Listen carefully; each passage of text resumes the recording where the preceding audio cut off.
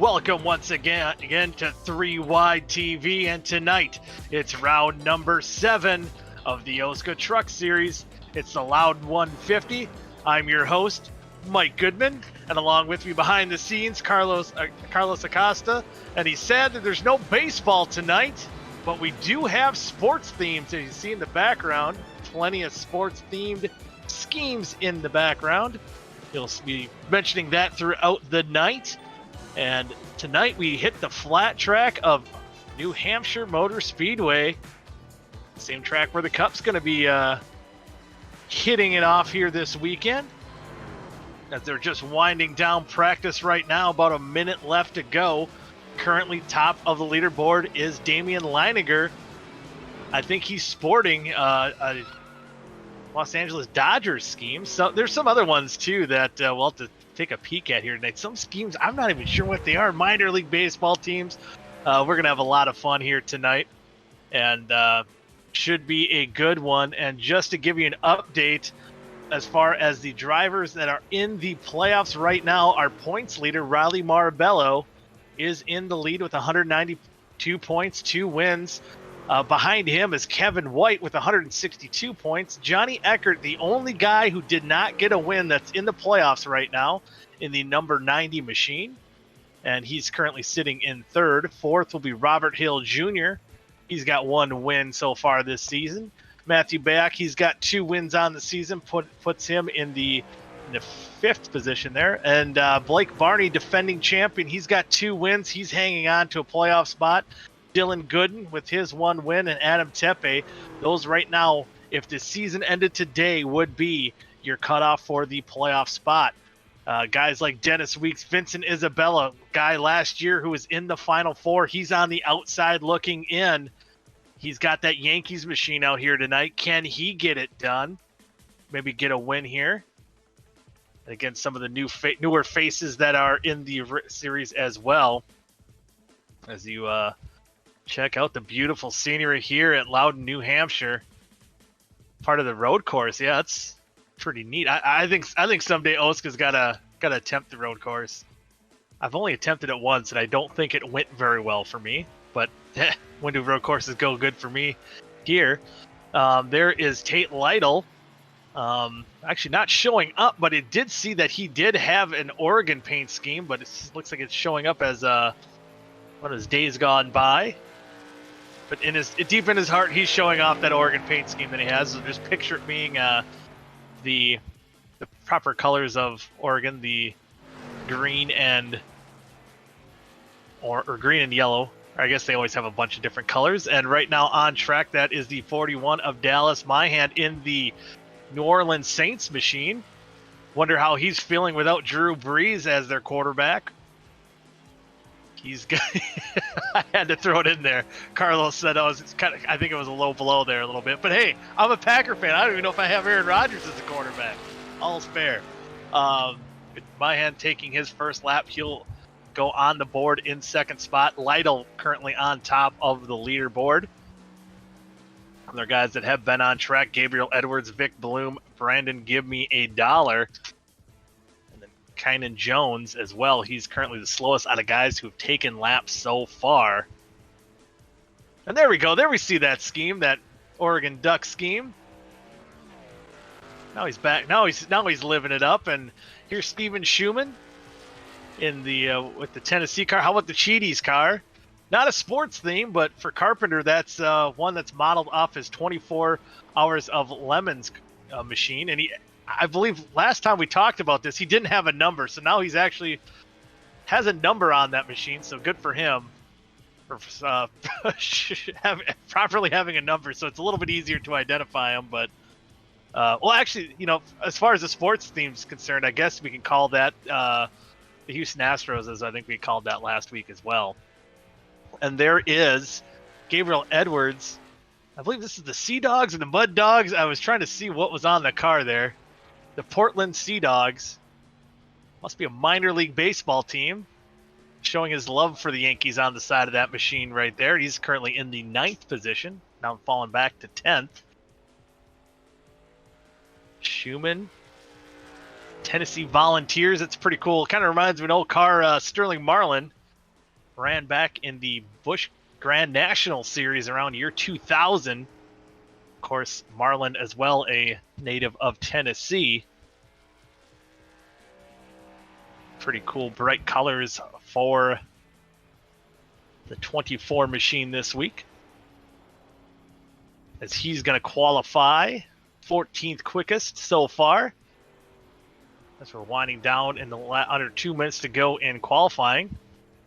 And how about this, the 97 of Dennis Weeks sporting Rome for the soccer, football, I guess you could say, depending on what you prefer to call it. It still makes more sense. Oh, we have a scoring update. Uh-oh. With the New York Giants there. Does it make the noise? No. Oh, yeah. Look at that. I'm leading by 1 for over the drive. Oh, I got a runner on second. Should I bunt him over? I like it. I'm going to... Oh, I bunted. I get out. He knows I'm not fast. Oh, no. So, and Capuano hits the wall, and he'll spin out. And just like I did, crash and burn on a very promising opening inning there. And then Dylan Gooden and the New York Giants. Giants caused many heartbreaks for my Green Bay Packers over the years. And then how about this defending champion Blake Barney? Doesn't have a sports theme, but hey, he's got Big Kitty on it. And there's Johnny Thomas, the Tennessee Titans. And whoa, was it Austin Beers and Jamaican bobsled team car? And then, there's Blake Barney. Blake Barney on top of the leaderboard. He's going to spin out. Me and Carlos really like, I don't know if it's a Jamaican bobsled team, but I can't really see the hood there. But in our hearts, if that's supposed to be a soccer theme, I don't know, but it's going to be a Jamaican bobsled team, and we're going to call him Cool Runnings the rest of the night for sure, Austin Beers. But now we'll go with the starting grid for the Loudon 150. On the pole will be Blake Barney, our defending champion. Alongside him, Damian Leininger. In the second row will be Matthew Bayak and Johnny Eckert. And how about this? In row number 3 will be Dustin the Dragon Doer and Dylan, New York Football Giants Gooden. Tate Lytle will be in 7th. Alongside him will be Dennis Weeks Jr. Dallas Wears My Hand in the 9th spot, and Riley Marbello will round out the top 10. Johnny Thomas in 11th, and 12th spot will be Kevin White Jr. Going down through the rest of the field, David Westergreen in 13th. Alongside him, Adam Tepe in 14th. Gabriel Edwards will be in the next row. Alongside him will be Seth Rawls. Steven Schumann alongside Austin McCurdy. Dave Amachides Carpenter alongside Vic Onion Bloom. Brandon Gimme a Dollar will be in 21st. Nicholas Monticelli will be in 22nd. Kynan Jones in 23rd. And Robert Hill Jr. will round out the top 24. And the last 3 starters will be Austin Beers in the Jamaican bobsled. Austin Cool Runnings Beers. There we go. And then Brian Osborne alongside him. And rounding out the field will be that 60 machine. Will be Thomas Capuano. And it is a Jamaican bobsled. I think right now we're awarding the 19 as the best paint scheme in the whole entire field. And if he wrecks, we can do the Are You Dead, man? Well, that'd be mean, but yeah, that's an awesome machine. I just gotta wonder. I mean, Beers, I believe he's around like 16, 17 years old. He had to be like negative 15 when that movie came out, but very much a classic, awesome movie. It appears that Blake Barney might have missed the grid. So that will move the inside row up 1, and they'll put Matthew Bayak on the front row, put him in the pole position, And I'll move everyone up. Dustin Dewar will be starting in 4th, and we'll be getting ready to go green here in the Loudon 150. 75 laps per half. Top 8 will invert. And the pace truck's about to dive onto pit road, and here we go. Bayak's going to lead him to the green flag.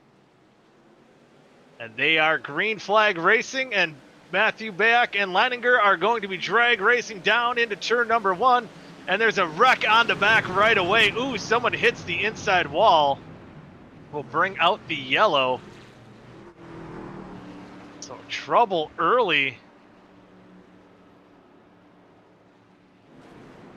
See what brought out the yellow.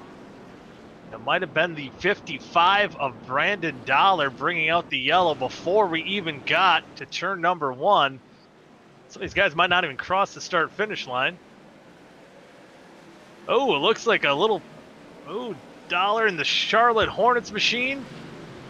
Looked like maybe someone missed a shift ahead of him. Looked like it was kind of an accordion effect. And the Charlotte Hornets logo, I gotta say, not as cool as the old one. That's a pretty sharp looking car there as well. Let's see it. The 47 checked up. Bloom gets sideways right into the side of Dollar. And around he goes and able to keep it off of everyone else. Good job by him. And even stays off that inside wall. So Austin McCurdy kind of failed to get going. I don't know if he missed the shift. Kind of stacked up the field on the outside row. Bringing out our first yellow. So a little bit of jitters that need to get out. Going through those gears. Sometimes get a little too antsy. Might miss one. Been there before. I was involved in a race last night for the Elite Racing Leagues with the Firecracker 200, and there was a guy ahead of me that did the old money shift, blew his motor, so at least we didn't see that. Everyone's still able to go, a little bit of damage. Now we'll give Matthew Bayak in his, I believe it's a Texas Rangers machine. The Rangers beating the Dodgers right now. Early on.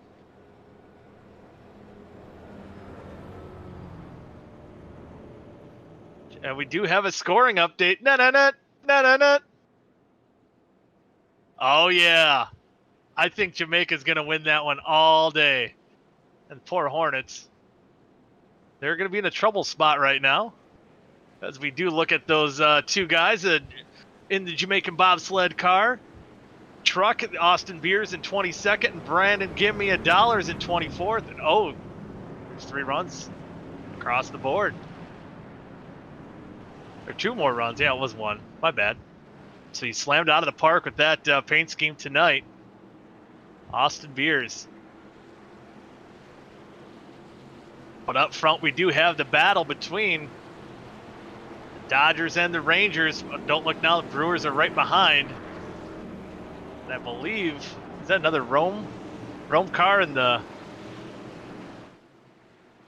That's Italy. It's Italy, I believe, in the 90, if I see that correctly. It's coming Rome. That's for the 97 of Dennis Weeks. The pace car is off. We'll take the green flag on lap number 5 of 75 of half number 1. Bayak getting a great jump on this start. He's going to walk him going into turn 1. See if Leininger tries to get a good run coming out of turn 2. Looks like he closed that gap just a little bit. Side by side behind them, Tate Lytle and Dustin Dewar. See, here comes coming Rome on the inside. Dennis Weeks moving up, trying to take that 6th position away from Dylan Gooden. Looks like he'll do so. They're still drag racing for that 6th spot. Sometimes it's hard as you get that momentum going up on the outside. Looks like we got a battle now for the lead. Leininger's taking a look on the inside. Ooh, Bayak's loose. Eckert getting loose off the corner as well. He's going to jump down to the bottom. Almost opens the door for Tate Lytle in that 56 machine. And man, those 4 cars right up front there like they're starting on the grid of the race. And oh, Bayak gets a little loose. That's going to give the advantage to the top spot to Damian Leininger. Hasn't made many starts. This might be his first start of the season this year. checking out to the point. He's made a few starts in last season's OSCA Truck Series. Looking out the back end of his machine at Matthew Bayak, who's been running really good as of late. Sometimes hasn't had the best luck as far as finishes are concerned. He's going to get right back on the bumper of the number 12 because he's got Johnny Eckert, the man who doesn't have a win. He'd like to get one to secure his spot in the playoffs. He does have it by points right now. The only guy that is in the playoff picture right now based off points. But if someone else wins, that could definitely hurt his chances. So he's going to try to be aggressive, and he's going to take that second spot away. Pulls the slide job up, and he's going to make the move, put Johnny Eckert in second. But Matthew Bayak, he's going to look on the inside as well going into turn number 1. With all this, Leininger's pulling away just a little bit by 0.3 of a second. Ooh, looks like Tate Lytle gets in the wall back in the 4th position. He'll lose a little ground, able to keep going. That might put Dustin Dewar right on his heels for a battle for the 4th position. And right now, Johnny Eckert trying to catch up on the 12 car of Damian Leininger. I say truck, I keep saying car. But Matthew Bayak, who did start on the pole, who inherited it for qualifying 3rd. Trying to get back in rhythm as well. So after hitting the wall, looks like Lytle is maintaining that separation with Dewar. Dewar's trying to catch up. He's in that Milwaukee Brewers machine. Look out front of on board of so yeah, Dustin Dewar. I could say that's probably never happened. Never been invited to a curling competition. I mean, there's a lot of curling events open in Wisconsin. I bet he's never been invited. Oh, that's why he overshoots the corner here in turn number 3, washes up. That's going to open the door for Dylan Gooden, who's going to look to try to get that 6th spot. But it's easy to get that nose in on the inside here at New Hampshire to make it stick as long as Dewar doesn't go too high like he did last time. We're going to maybe see these guys drag race it out. Looks like Dylan Gooden is going to take the advantage. He's going to outbrake Dewar going into the corner. Probably do his little slide job. Oh, he couldn't make it stick. Dewar gives him room, though. Looks like Gooden is going to make the pass. And both trucks will live to fight another day as we're hitting lap number 13 or 14 of 75. Back up front, Damian Leininger still holding on. But it looks like Johnny Eckert might be closing in just a little bit. Oh, we do have a truck in the wall. I believe that was the... Is that the... What is that? 92. That's Riley Marabella in the Orioles machine. Different colored machine there this week. And even number 2, Westergreen, normally see him in the Cubs machine, but in the Clemson machine as well. But ahead of them, Austin McCurdy has heavy damage to his right side, but he's hanging in there, currently battling in the 11th position. He has that damage from the restart early on in this race, and I didn't realize that. Carlos, I just noticed it says sports, so he's like the hooray sports guy. So fitting in with the team. And he's looking pretty sporty out there with a pretty beat up machine, but I love the effort for Austin McCourty. And then Riley Marbello, not seeing him as up front as much as we have weeks past, struggling a little bit here at New Hampshire. There's Johnny Thomas coming so close to getting that win at Eldora. Side-by-side battle between him and Kevin White Jr. And it looks like the Saints are going to be pulling ahead, making the move on Dustin Dewar for the 6th position. But back up front here, it's been happening ever so slowly here. The Eckert's been keeping Damian Leininger within earshot, and here we go. Looks like on the longer runs, he's getting a good run off of turn number 4 here. as we hit lap number 17. Johnny Eckert right now just being patient. Na-na-na, na-na-na. Ooh, so far the Dodgers up 2 and Italy 0. We are in the bottom of the third, and Eckert's right there to make the move, so this could change very quickly. So with our scoring update here live, the official iRacing League of the MLB, or maybe the unofficial, but we're going to call it official here, folks. Johnny Eckert representing Italy, Damian Leininger representing the Dodgers. And after that one run, it looks like that Eckert had, Leininger now pulling away again on that number 90. But still a long way to go. Don't want to burn those tires up too much. Right now, for the most part, the field single filing out. We look back in the field. Here's Gabriel Edwards battling with David Westergreen, and that's going to be for the 12th position. And right behind them, the Jamaican bobsled teams trying to work their way back from starting in the back of the pack up to the front. He's currently 15th. He's battling Seth Rawls. They're side by side. Gabriel Edwards is going to look on the inside of McCurdy and then move him up into the 11th position. It's a good run for Edwards here. Needs that. He's been having some bad luck as of late. It's moving up through the field. And McCurdy's still driving that thing.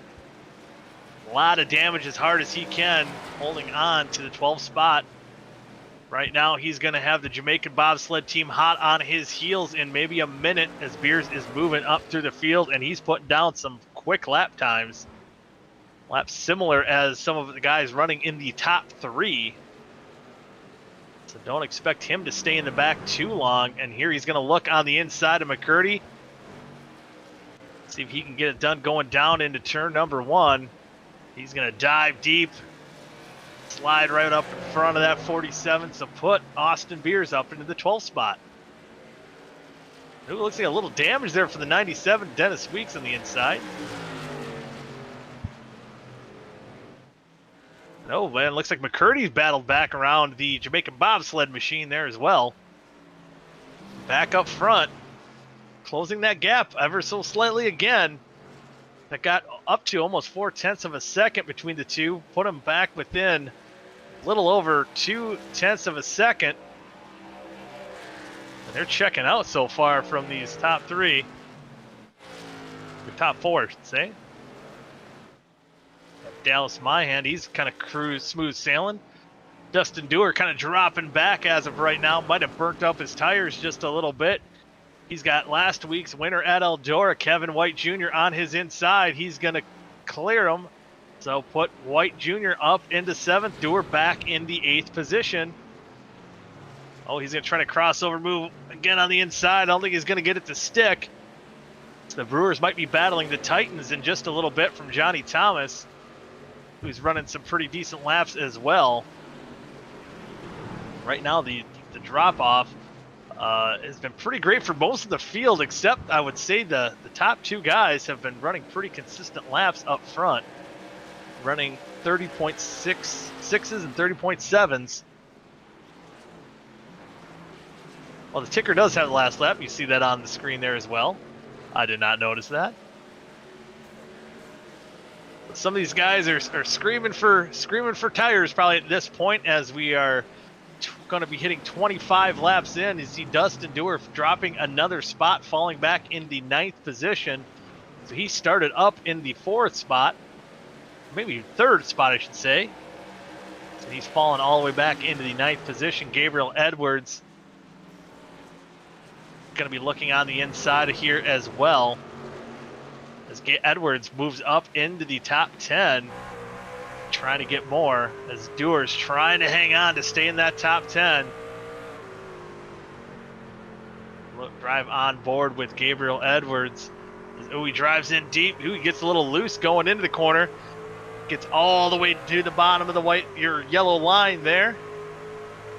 Gabriel Edwards is not a Brewers fan. He's a Portland Sea Dogs fan here tonight. And oh, he almost showed he wasn't a Brewers fan. Thought he was going to get into the 21 of Dustin Dewar. They're able to stay off each other. Keep going. Dewar almost getting into the wall. Right now, this is probably one of the better battles on track as these two guys battle it out for the 9th spot.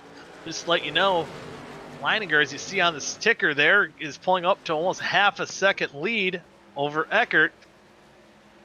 Edwards does take that 9th position away, move Dewar back in 9th, or 10th, I should say. And now he has the 97 of Dennis Weeks behind him. And now we got a battle up into the top 10 here for 7th. Johnny Thomas making a run like Derrick Henry, trying to stiff arm his way up to the front. Move him past Kevin White Jr. and he'll move into that 7th spot. White will tuck behind, but now it's going to be a interconference battle, AFC, NFC, as the Saints and Titans look to battle, but oh! Thought White Jr. was going to make a run there for one of his, I don't even know what team it's on there, but on the 38, but it's a minor league team.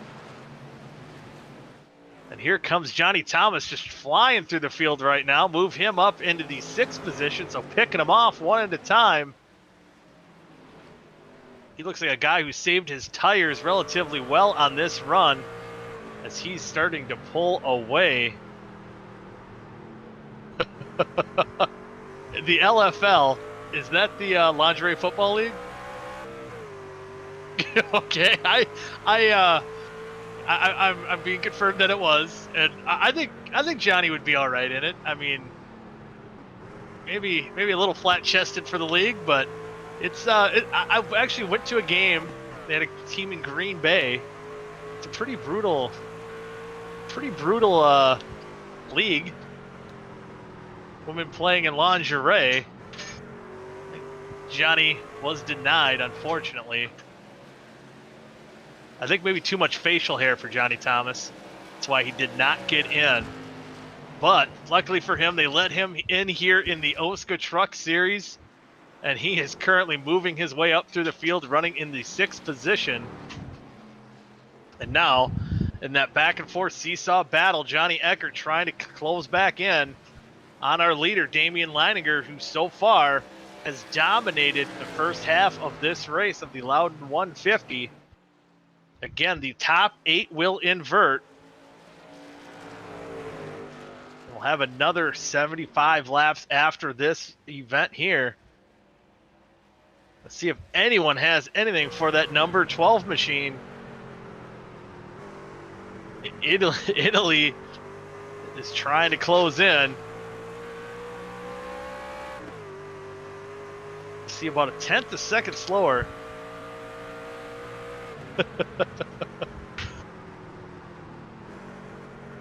So that he's been banned. It doesn't say that on his car, does it?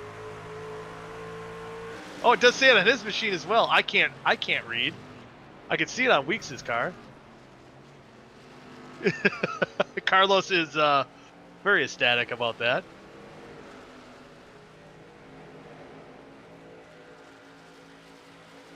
So got the soccer schemes out here tonight. A couple soccer teams, minor league baseball teams. Football, sorry. Football. How about that? Football, American football.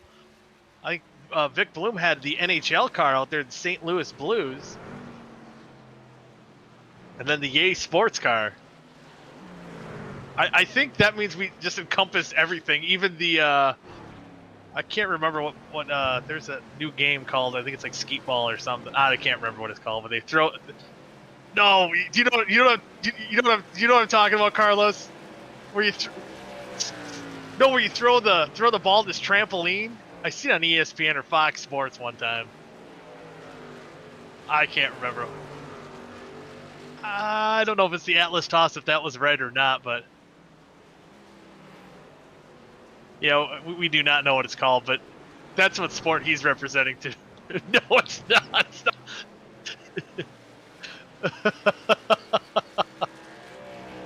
Oh boy. I might have messed up there. Anyway, oh, in the wall. It looked like right in front of the 19 of Austin Beers. I'm not sure who got in the wall there. It might have been Seth Rawls getting in the wall, but. And then Austin Beers actually might have been even Schumann. Whoever's alongside Dewar right now, I believe that might be Marbello in that red car. Austin Beers now moves into 11th. Dennis Weeks in 12th.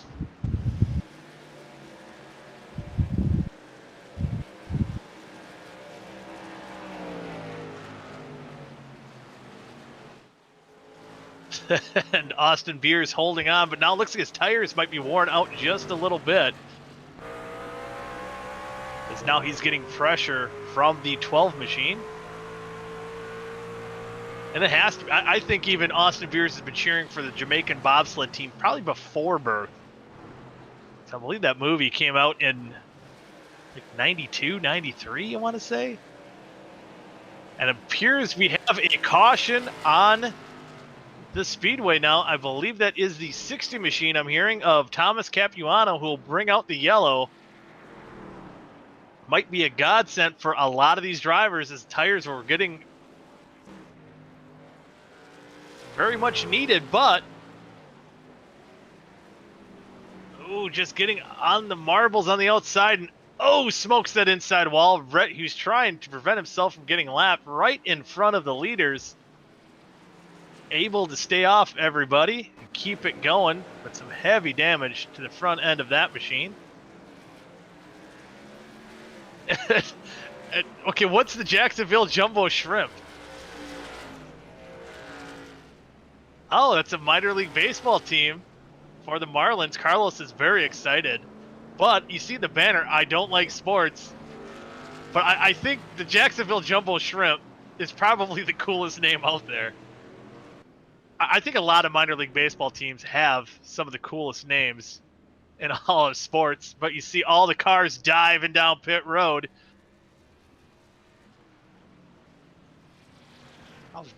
Minor league baseball team called Baby Cakes. That's interesting. And let's see who wins the race off pit road. Johnny Eckert with wow, what a great pit stop for that 90.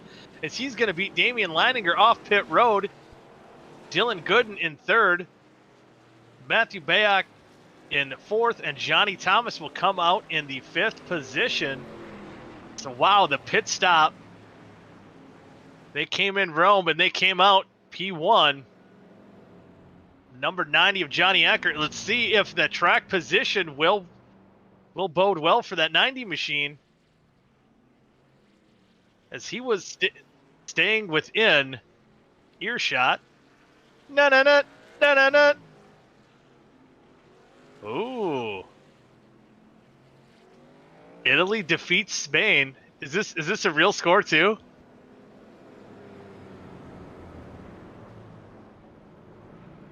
Okay, so that's the EuroLeague final.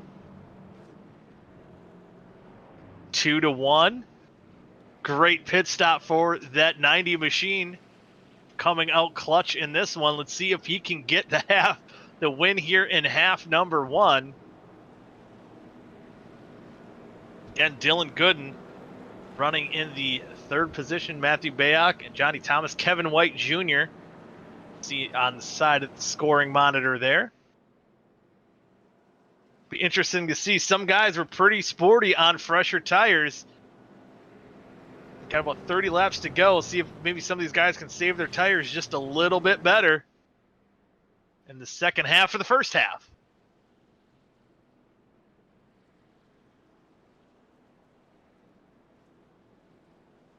So see if we get the one to go here. Nope, we'll continue under caution. A lot of these guys are raring to go. Austin Beers moves himself into the top 10 in 8th position, so pretty decent pit stop for that machine there. The Jamaican bobsled crew pushing him off pit road and into the top 10. And up top, you'll see the best lap these drivers have ran so far in this race. Damian Leininger right now sporting the best lap of the race. Austin Beers with a pretty good lap, breaking into the 30s as well. Another truck, Dustin Dewar, back in 11th. A lot of these guys with the 31. So far, doesn't look like anyone can touch the top speed that Damian Leininger has sported. Tate Lytle, he's lost a few positions, probably getting some of that damage fixed from when he hit the wall early on in that run. So some cars even breaking into the 30s. Brandon Dollar, see if he can move himself up through the field after a tough start to the race on the initial restart. So this is our second caution.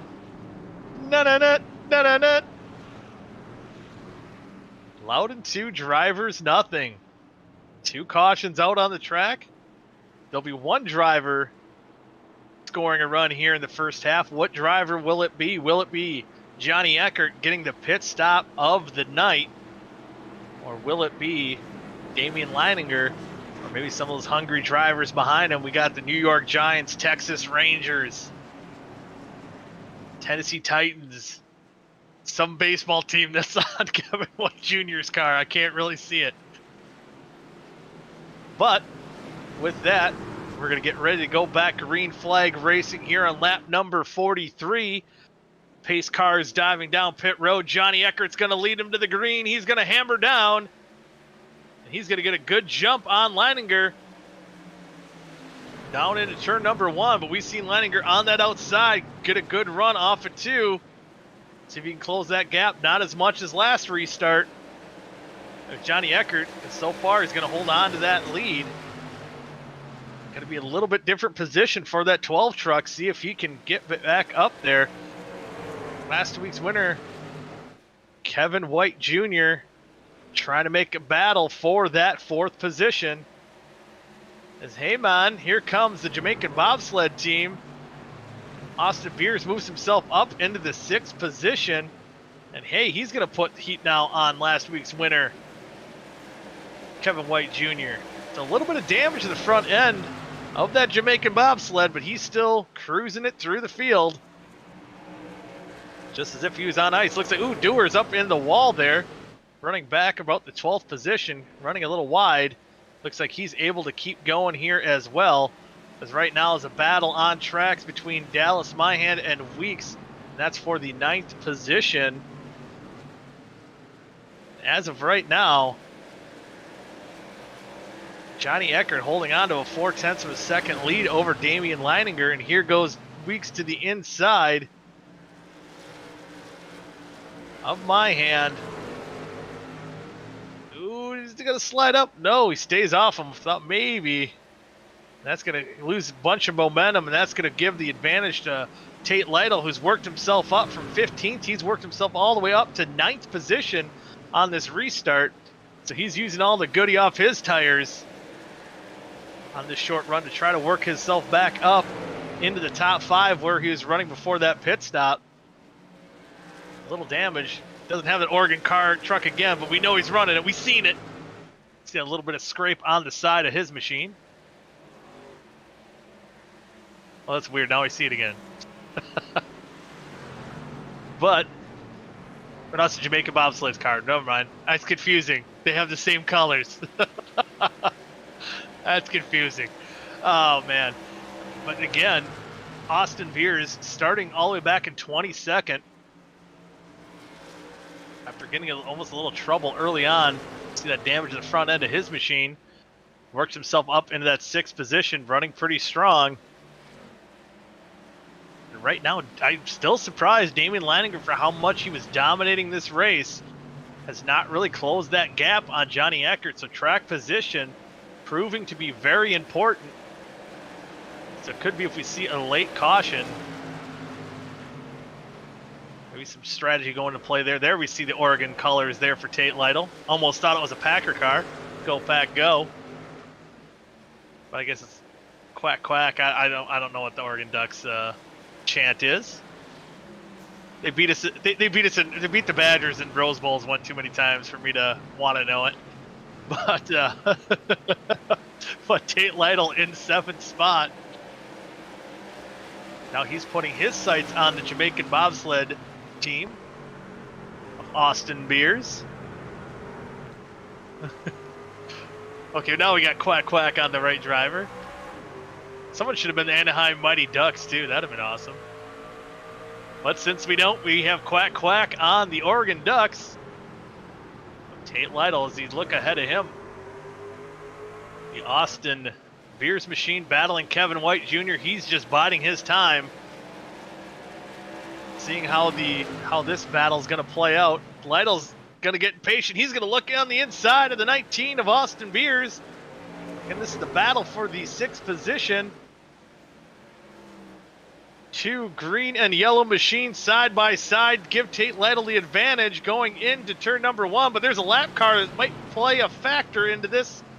Looks like he'll get on the apron and let these two boys battle out. And Quack Quack. Tate Lytle goes into the 6th position. Austin Beer still holding a strong run from starting back in the pack in 7th. And now the lead is closing in just a little bit between Eckert and Leininger. Still 24 laps to go here in half number 1. And curious with these guys battling back here, we're watching Lytle, White, and Beers.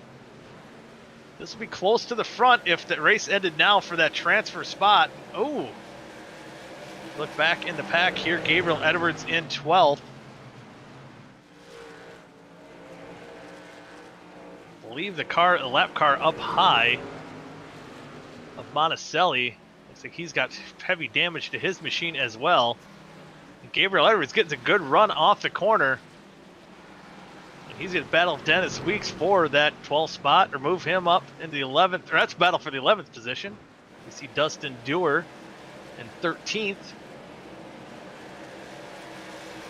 Riding along for the Brewers there. Go Brew Crew.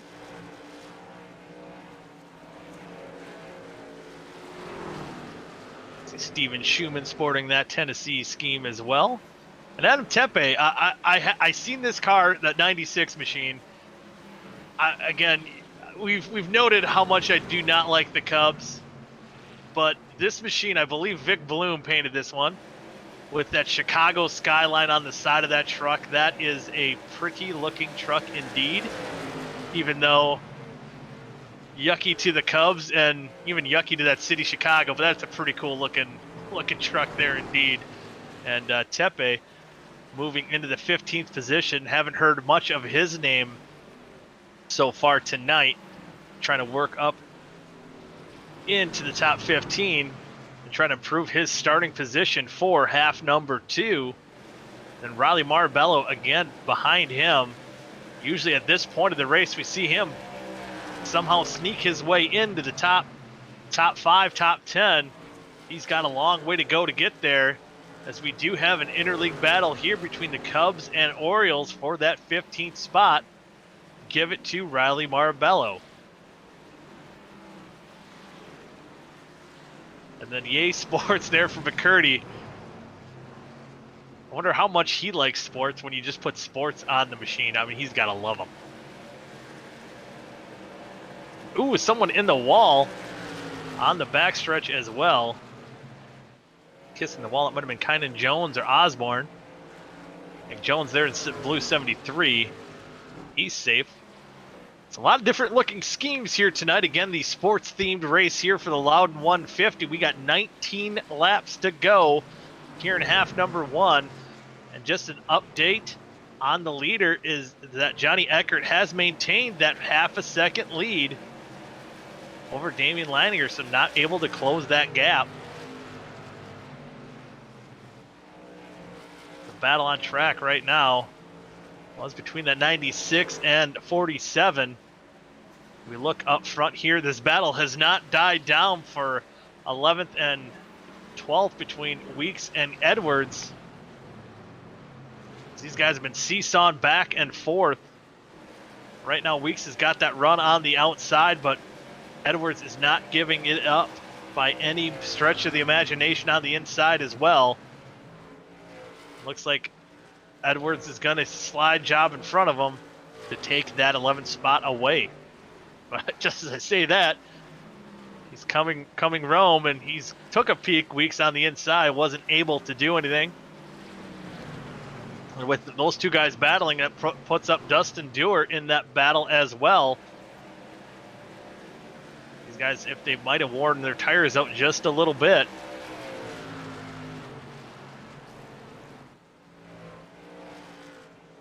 Right now, I'm not sure if Dylan Gooden right now, I'm looking at his lap times, he might not be closing in. I thought maybe that gap was getting a little closer. So right now, Johnny Eckert pulling away a guy who needed a win to secure that spot for the playoffs. Needed that clutch pit stop. He worked his way up into the second position. Was battling with Leininger, couldn't get around him. Got that great pit stop on the last caution. Put himself up into the lead, currently holding roughly between a 6.5 to 7/10 of a second lead. But your battle on track is right here between Gabriel Edwards and Dennis Weeks. Actually, Gabriel Edwards looks like he's pulling away a little bit. Battle might even be ahead of him for the 10th position is Seth Rawls and Seth Rawls and Dallas Myhan battling for that 9th position. I believe Rawls is running a Red Sox machine. Oh, Weeks gets sideways going into the corner, almost loses it. Able to hang on. And that's going to give Dustin Dewar a run here, going down the front stretch, going down into turn number 1. Move Dewar up into the 12th position. And Rawls does get around Dallas Myhan for the 9th position. Gabriel Edwards is setting his targets on working himself up into the top 10. These guys are right on the outside of the transfer position, but they're still almost 3 seconds behind Johnny Thomas, who would, if the race ended right now, would start up front in half number 2 in that Tennessee Titans machine. As he's just kind of riding behind the 19 of Austin Cool Runnings beers. Gonna go for a cool beer right now too, or a nice Jamaican bobsled match. You know, it's a wrong Olympics that are going to be starting here. Go for some Winter Olympics. That is right now in your transfer spot. As now it does appear maybe Gooden is closing in a little bit on Damian Leininger for second. It's still a pretty good gap, about a 6/10 of a second gap between the two. Go back into that battle for 10th. Myhan in the 10th position. Gabriel Edwards in 11th.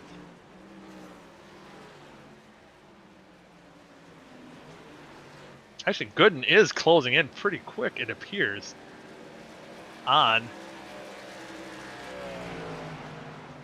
the 12 of Damian Leininger. And actually, Leininger closing in a little bit. Ooh, Edwards gets sideways off the corner. He really wants to get in that top 10 as we're nearing 10 laps to go. There, Weeks did get back around Dewar. He's going to try to get back into the top 10 as well. He's trying to chase these guys down.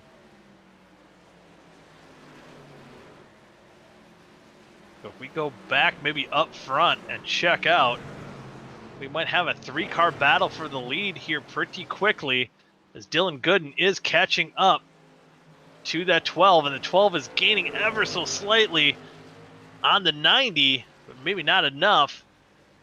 Right now, the fastest car on track is going to be that 75 of Dylan Gooden. He's saved his tires. He's trying to make a late race charge here back up front. He's currently in 3rd.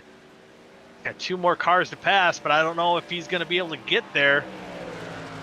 Just a few laps to go. He was about a 1.5 seconds off. He's closing in on that 12 machine. Drives in deep. Coming to 8 laps to go. Just note, Gabriel Edwards did move into that 10th position there as well, but we're looking out the back of that 12 machine. He's right there. What if that's screwing up the gap that was closing between the 12 and the 90? It's kind of plateaued a little bit. Maybe Dylan Gooden forcing the 12 car to overdrive just a little bit. See right now, see lap comparisons. Dylan Gooden is faster. See, that time by, he was the fastest car out of the three.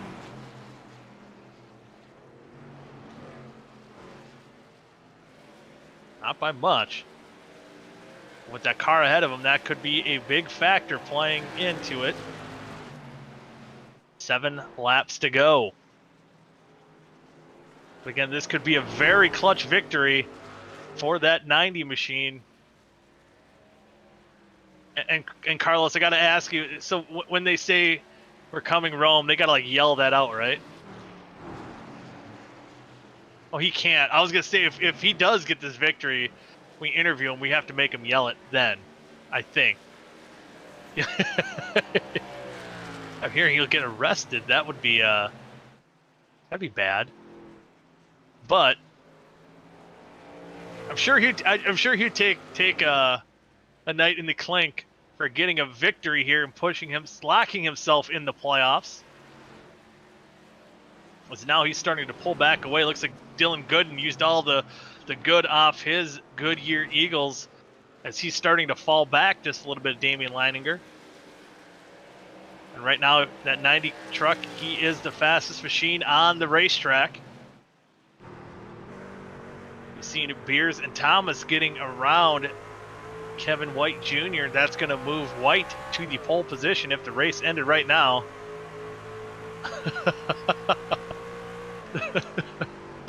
Hey, that's another Office reference, Carlos. I love it. Prison Mike. I never got caught neither.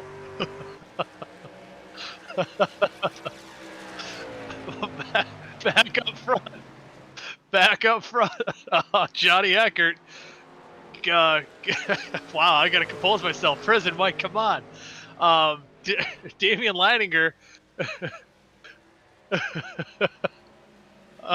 Damian Leininger closing back in, making a last-ditch effort with 3 laps to go. Battling for that lead. We do have Brandon Dollar lap traffic ahead. Is he going to play a factor? Looks like no troubles for Johnny Eckert to get by. Looks like Damian will get by smoothly as well, as he's letting these top 3 battle it out as we're coming to 2 laps to go. Does Johnny Eckert, can he pull off the miracle? Get that win he ever so needs to get that security to lock himself up into the chase. Again, the only guy in the top playoff positions that is in without a win. This will certainly help lock him in. Because obviously points-wise, he's doing a very good job. But a win will seal this up as we take the white flag. 1 more lap to go for Johnny Eckert as he's maintaining a half a second lead over the 12 truck of Damian Leininger. Going down the backstretch.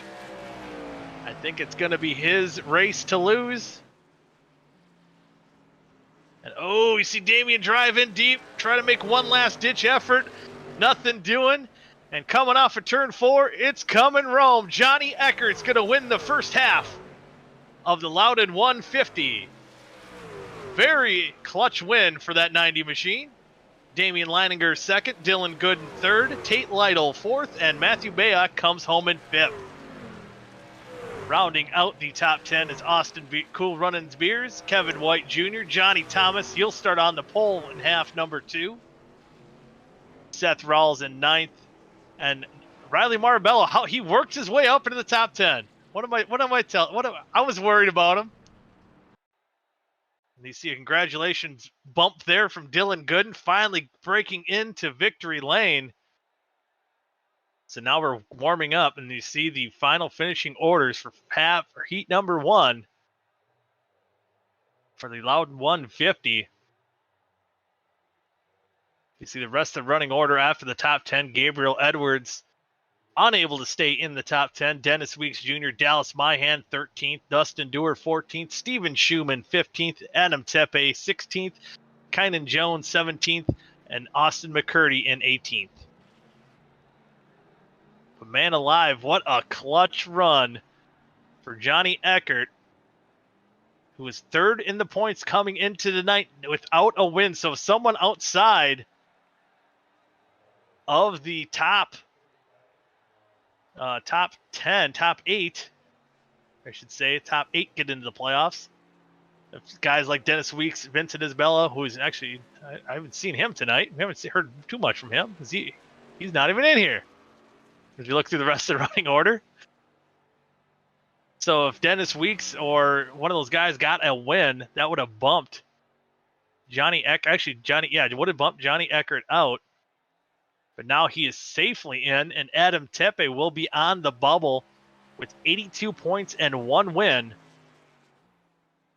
So there are a total of, I think, about 6 guys that if get wins will bump Adam Tepe out of the playoff position, and one of them could be Cool Runnings, Austin Beers.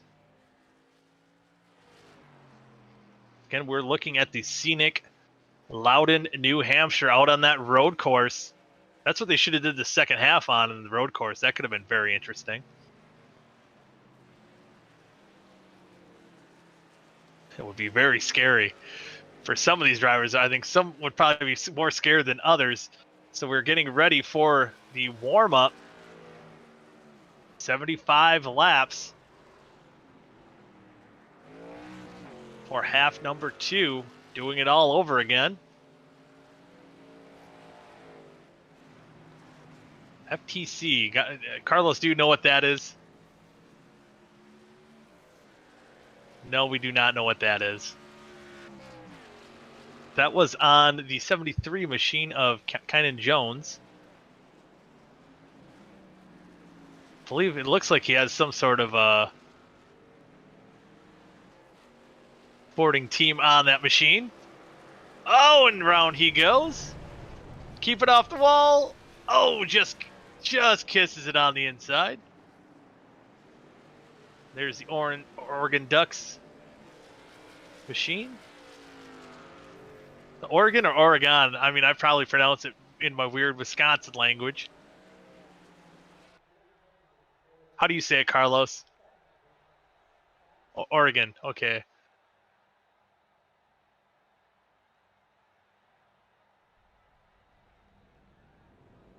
Elidai Crows? Oh, I'm not sure what that is. That's on the 73 machine. And we're going to look into that and see what is on the 73 machine. We got to give all these teams proper sporting love.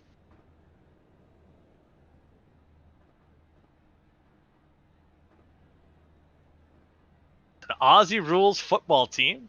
I believe he is from Australia there, so that makes a ton of sense for Kynan Jones. Adelaide, South Australia. For the Adanaline. I mean, I'm probably murdering the name of that. Crows. Yeah, we're doing our best. But cool to see a lot of different sports teams there, and I still want to see what's on that 38 machine. It's easy to be starting up on the outside of row number 1. I swear I seen that logo on like one of the old baseball games in Triple Play, like 05 or something. Probably a minor league baseball team out there somewhere. But up front is going to be the Tennessee Titans machine of Johnny Thomas, who finished 8th last time by. And we've seen tonight how important track position is for these races, as Leininger led much of that first half of the first half. And then once Johnny Eckert got out in front on pit road, was able to defend off that 12 machine and get his first victory of the season. So, ducking off a pit road, the pace car will go down. The Norfolk Tides is on Kevin White Jr.'s machine, as he's going to battle right beside the Tennessee Titans machine. They're going to be drag racing close down the back straightaway. Give the advantage to the Norfolk Tides on the outside.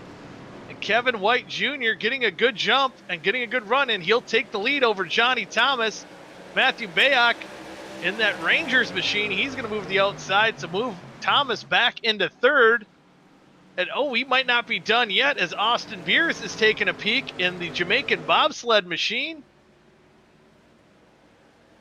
And move him up into the third spot. No, they're drag racing down the backstretch, and Thomas is getting a good push from Tate Lytle, going down into one. But now I think right now that top side, Beers gets a little sideways coming off of turn 2. Wow, able to hang on. That was almost uncool runnings there for the 19. Could have wrecked the whole field. Could have been a little scary, but able to keep it going. Because right now, the top 2 of Bayak and White pulling away from the field. And it appears we do have a caution on the Speedway and Kynan Jones. Around he goes, and it looks like he did get the wall again. In his Aussie Football Club machine. I'm not going to try to murder the pronunciation of that name again. See what brought out this yellow. As he gets a little bit on the apron. Looks like he got a little help from Capuano, and backs into the wall, almost gets into Brent and Give Me a Dollar, able to stay off and keep going. So a little bit of repair damage for that 73 truck, should be able to get going. And the Jacksonville Jumbo Shrimp wants to get up front. The coolest name of all is sports. Plus Jumbo Shrimp are just yummy too. We might have to get a scoring update on the Jacksonville Jumbo Shrimp. Hearing they might be playing a game today. So it looks like he got most of that damage fixed on that spoiler. Still quite a bit of damage. We'll see if, keep an eye on that 73, if he can work himself up through the field. Our Australian brother out there in the field. I knew he was uncomfortable with the dirt track last week at Eldora, something he was very unfamiliar with. Trying to get a wrangle hold on the asphalt ovals here as well. Currently being scored 24th. Some of the trucks not gridding up for the field here tonight. Barney, Hill, and Carpenter unable to make the field. So Kevin White Jr. with a power move on the outside to start this race. Puts himself in a good position. Early caution once again, as we've seen in the first half as well. Different players up in the field. It looks like, I don't know if Beers. I thought he was gonna fake to go down pit road. He does not. So it looks like everyone. Only driver that went on pit road was the 73 machine of Kynan Jones, trying to fix that damage he got to the rear end of his machine to bring out our first yellow. We have the 1 to go signal. Be going green next time by. Kevin White Jr. lines up on the inside. He's your leader. Matthew Bayak on the outside. It'll be interesting to see if Bayak can get the jump. But the one rule in OSCA, just to note, why we've seen this in the beginning of these halves, is they go on green for the opening green flag, and any caution that comes out, once the green comes out, it's on the leader. So we'll expect to see that 38 get a pretty good jump like he had on the outside with the initial green flag here. Pace car is ready to dive off. Down she goes. Kevin White Jr. is taking the green flag. He's going to get a good jump. Going to tuck right in front of Matthew Bayak on that outside. He's going to take that fast side on the outside. And Austin Beers is going to work himself up into that third position. But Johnny Thomas is trying to poke his nose on the outside as well. Right now, the top 4 single file. And oh, getting a good run, Bayak, and oh, Beers has to wash way up the track, and we have a caution out again. As the field was stacking up behind him, might have been an accordion effect. And uh-oh. Do we have a blues moment here for the St. Louis Blues and Vic Bloom? Vic Bloom Blues. Let's see what brought out this yellow. Oh, and McCurdy. Oh, the sports machine spins out right in front of Vic Bloom. Looks a lot of cars were getting in hot going into turn 3.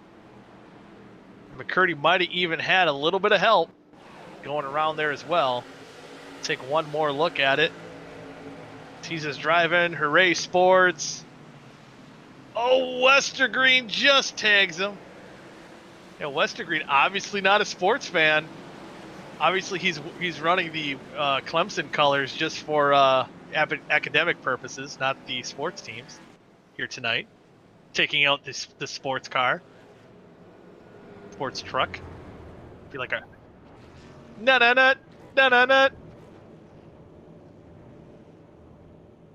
Oh, is it? I believe Jacksonville, the Jumbo Shrimp, and that's the Durham Bulls, 7-6. We can't see. The name was too long. What inning are we in, Carlos? We're in the bottom of the 8th. We tried shortening it up. Just put Jacks. There we go. Get that score to fit in here. We're trying to work this stuff out on the fly. There we go. Bottom of the 8th, 0 out. So there must be in between innings right now. This is live scoring updates you could only get. Oh, wait. There we go. Now we're updated.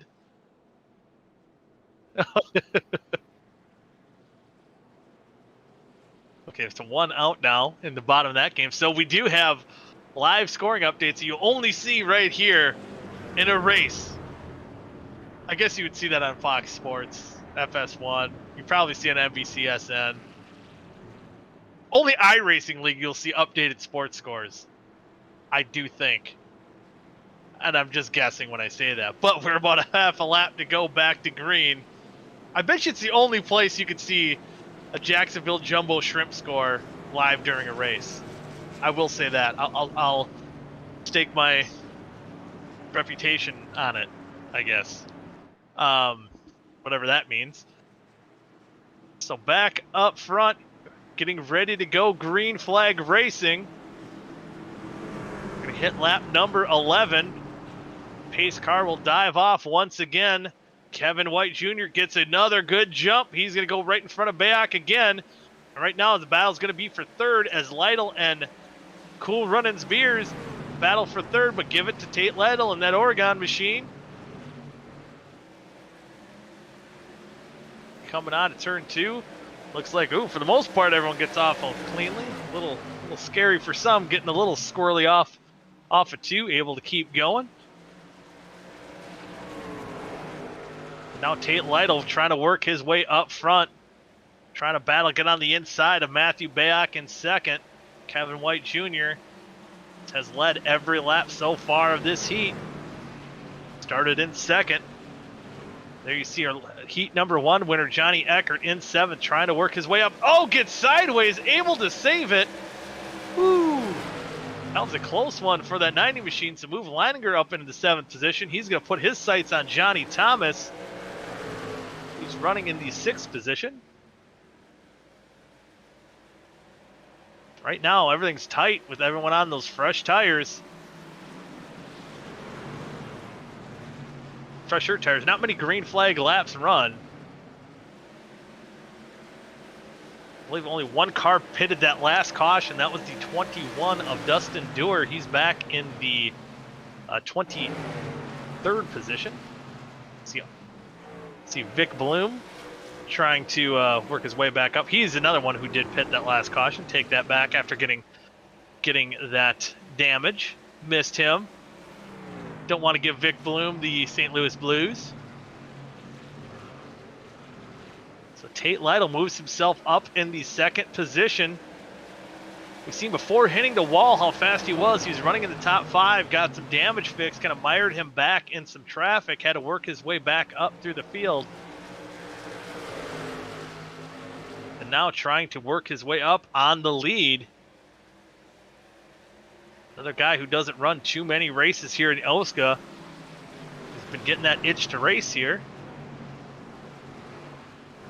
He's been even getting the itch to announce some of these races. He was going to try to announce the Tuesday, even announced last night in the Firecracker 200 on the Elite Racing Network. But right now, turning that microphone in for a steering wheel, battling for that second spot. Damian Leininger trying to move in on Johnny Thomas. Move Leininger up into 6th spot if he can make it stick. And he will try to slide up in front of Thomas. Not quite there yet. Giving Johnny a little bit of room. There he'll tuck ahead. Johnny, one of the cleanest racers out there. Whoa, and the Jamaican bobsled almost gets in to Bayak. Able to keep going. And then we have a battle up front for the lead as Tate Lytle's looking on the inside of Kevin White Jr. side by side. Norfolk versus Oregon. And we do have a caution. It appears, I don't know who was up front when. Kevin White might have been saved by the bell there. And it might be McCurdy again. We'll see what brought out the yellow. Now he's on pit road. So the sports truck not having much luck here.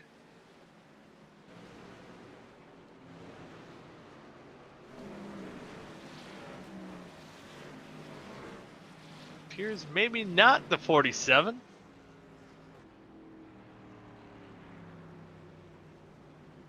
So still trying to figure out what brought out this latest yellow on the speedway. We'll look into it. We'll get back to you here. But up front, what a battle we had up front between Kevin White Jr. and Tate Lytle. And saved by the bell. Looks like we'll see the 38 dive down pit road. Lytle was almost thinking about staying out, but he's going to dive down pit road as well. We're seeing a lot of the leaders stay out or come down pit road. Some guys electing to stay out on the racetrack, get some of that track position. A lot of these guys not hitting pit road yet, but not many green flag laps so far in this heat on these tires. We've seen how much track position has been important. We'll see who wins the race off pit road here. This could be a race for the boys with the freshest tires. Tate Lytle's moving, Kevin White's moving, and it appears the top 3 will stay the same. I don't know if maybe Lytle did get beat by Bayak. So Kevin White led the guys going down pit road. Matthew Bayak will be the second car off, and Tate Lytle will be the third. And there is your leader. Has not gone down pit road. And then the guy with the freshest tires will be Vic Bloom in 8th as he pitted on that last caution. And Dustin Dewar in 12th. He'll be right ahead of the leaders who just took fresh tires. Those two guys have been down pit road. The rest in the top 11, besides Bloom, have not yet pitted. But if they can stay out front, I think there might be enough cars or trucks that stayed out that have not pitted that these guys might be able to check out, and maybe these tires will equalize on the end of a run. Let's get New York versus LA on your front row. We have Johnny Thomas, and then our heat number 1 winner, Johnny Eckert, in 4th. And the other coming home Rome car is in the 5th position. And how about Monticelli in 9th? Haven't mentioned him too much so far this race. He's moved himself up in the 9th position. See if staying out can turn his luck around. Tip lap number 21. Pace cars lights are off. We're getting the 1 to go signal here. Field pretty much already doubled up going into turn number 1. We've seen how fast Dylan Gooden was on the end of heat number 1, and Damian Leininger, he's been sporty all night as well. So now that they got that track position back, we'll see what they can do. Focus might be even that mid-pack right around the 12th, 13th position where the guys stayed out. Some of those guys that taken tires could get very interesting here in the upcoming laps. But it could play in favor of these guys that stayed out. We'll see what the winning move is. We're about to find out. As the pace car is going to dive down pit road.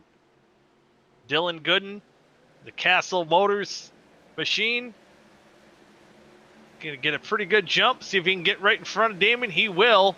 We've seen the leader do all night so far on these restarts.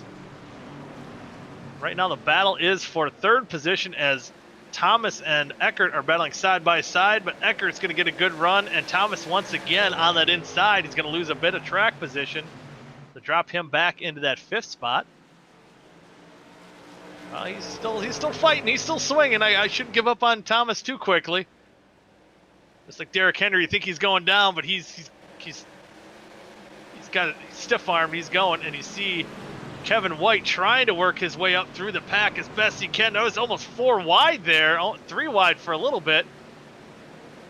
The mid-pack, that's right around the, wow, John White, he's in the 14th position. He's going to work himself up into 14th right now. Guys like Marabello, he's been on pit road as well, trying to work his way up through the field. Whoa, Marabello cuts right in front of Tate Lytle. Everyone able to keep off each other. Austin Beers works himself up around that 8th position. It's a lot of these guys who took tires shooting their way up through the field. Ooh, someone's in the wall behind him. And some of these guys who stayed out, even Vic Bloom, who's only a few laps older tires, dropping through the pack pretty quickly here. And Dustin Dewar, he's fallen. He was restarted 12th. He's back in 22nd. Last car in the lead lap. He might have had a little bit of an adventure. He's about 17 seconds behind the leader. They're almost a half a lap behind here, but the battle right now, Riley Marabello battling Tate Lytle for the 12th position. Just a gaggle of cars here for right around where these guys pitted. Oh, Seth Reynolds gets right in front of White Jr. He's going to cross over on the inside. This is the battle for 10th position. Here comes Kevin White. Moves on up. He's going to do the crossover move. Leininger has taken the lead over Dylan Gooden. So trying to get redemption after dominating much of the first half. See if he can pick up a win. They're going to try to pull away as much as they can, as these guys are running hard, using a lot of the good out of their tires, trying to work themselves back up into the front. These guys have just been crisscrossing each other ever since we took the green flag, and done a masterful job without wrecking each other so far. You see back up front, our Leininger checking out. Dylan Gooden holding off to that 2nd spot. So our top 3, heat number 1, top 3 right now, jumbled up a little bit. Leininger finished 2nd. He's in 1st. Gooden, who finished 3rd, he's in 2nd. And Eckert, who won it, he's in 3rd right now. So the guys that did pit last time by, highest running guy right now, I believe, is the 19 of Austin Cool Runnings Beers, and he's running cool right now, and he's moving up into that 4th spot. He heard about Johnny Eckert and his clutch win, and Beers is another one who needs that victory to break through to get himself into that chase spot, potentially bump Adam Tepe out after Tepe got a win at Daytona, I believe it was. But now Leininger is going to get a lot of heat here from Dylan Gooden. We've seen how long, once Gooden gets the heat warmed up in those tires, it looks like he's a longer running machine. But just as this battle's getting good, you got the fresh tire brigade led by Austin Beers right behind him in that 4th spot. He's going to move on the inside of Johnny Eckert in that Italy soccer machine, football machine. I'll say it right. Side by side. Beers is there. Oh, washes up the track a little bit. Wasn't able to fully commit to that run just yet. And it's about the best news I think the top 2 could see, but it's not breaking away by a whole bunch. But all you're hoping for, if you're Damian or Dylan, is that Austin burns up the good on his tires. But right now you do have Tate Lytle right behind Beers. He's about a 1.5 seconds behind the leaders right now. See if he can close in that gap as well. And you see Kevin White, who dominated much of the first 25 laps or so of this race, in 6th. Riley Marabello, just when you think he's not having a good night, he's turning into a solid night here in 7th. Beers moving up into that 3rd position.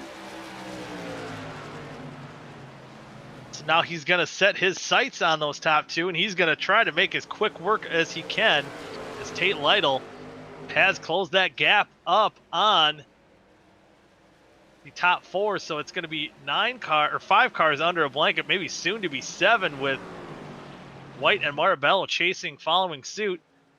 See coming out of the corner here. Here's my weekly. Shoo, shoo, shoo, shoo, shoo, shoo, shoo, shoo, shoo, shoo, shoo, shoo, shoo, shoo, shoo, shoo, shoo. Oh man, don't make me do it again. You see coming into turn 3.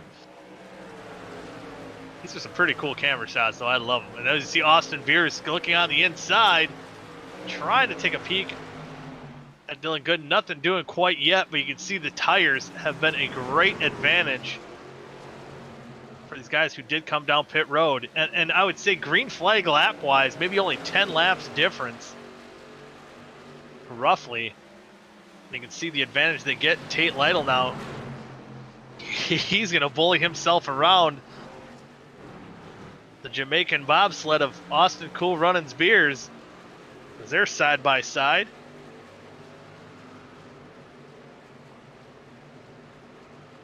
Might be just a matter of time before these guys with fresh tires get around them. You can see even on the inside, Tate Lytle can get a good run off the bottom of the corner and move him up into the 3rd spot. So that fresh rubber, he's able to hook up on the bottom of the track. Gets alongside Dylan Gooden for 2nd. See comparative lap times, he is significantly, well, about a 1/10 quicker. The 2 cars that stayed out. And now he's going to solidly get by Dylan Gooden. He's threatened to lose that 3rd spot to Austin Beers now as well. But, oh, Lytle and Beers get together, make contact. Dylan Gooden goes around. And he's able to keep going, no caution. That's Gooden, wow.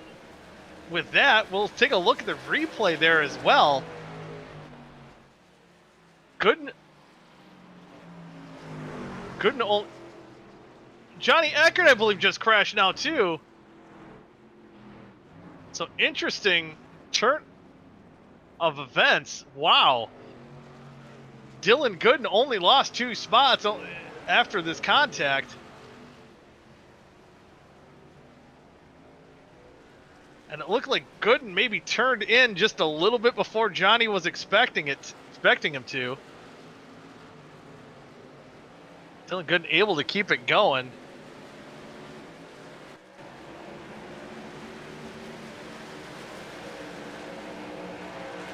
And then we'll see what happened in the 19, and oh, kind of same thing happening there as well.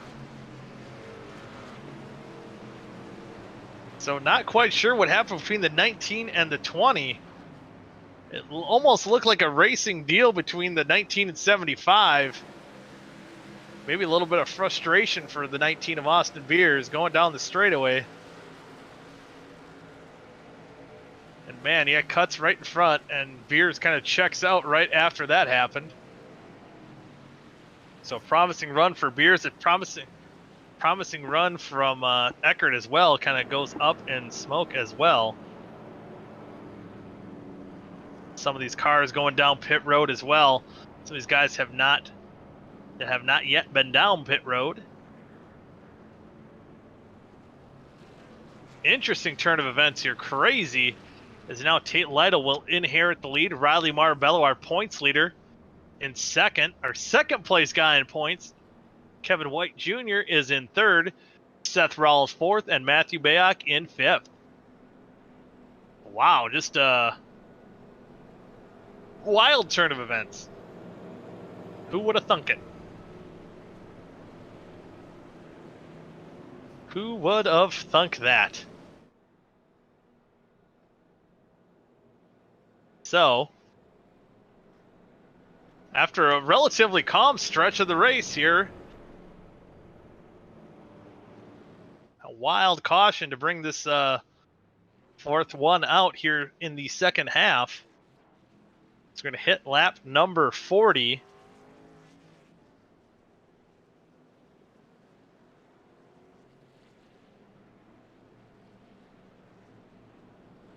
Man, oh man, oh man.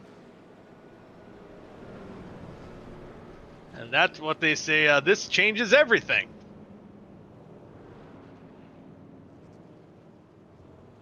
So we've seen a lot of the difference of what a couple laps of tires can make. Now guys like Damian Leininger in sixth, he has fresh tires. We know how fast he can be.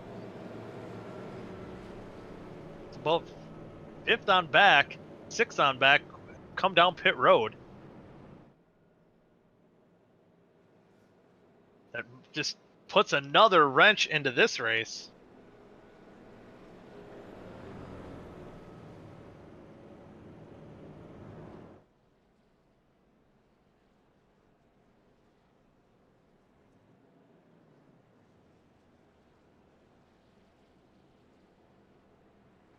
Tate Lytle, now we get to 1 lap to go signal here.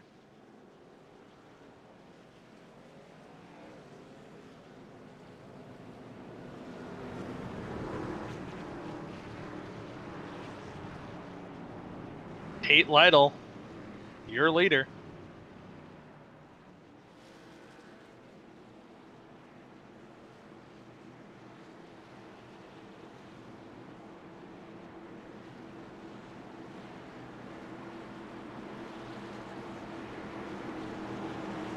Half a lap to go back to green flag racing.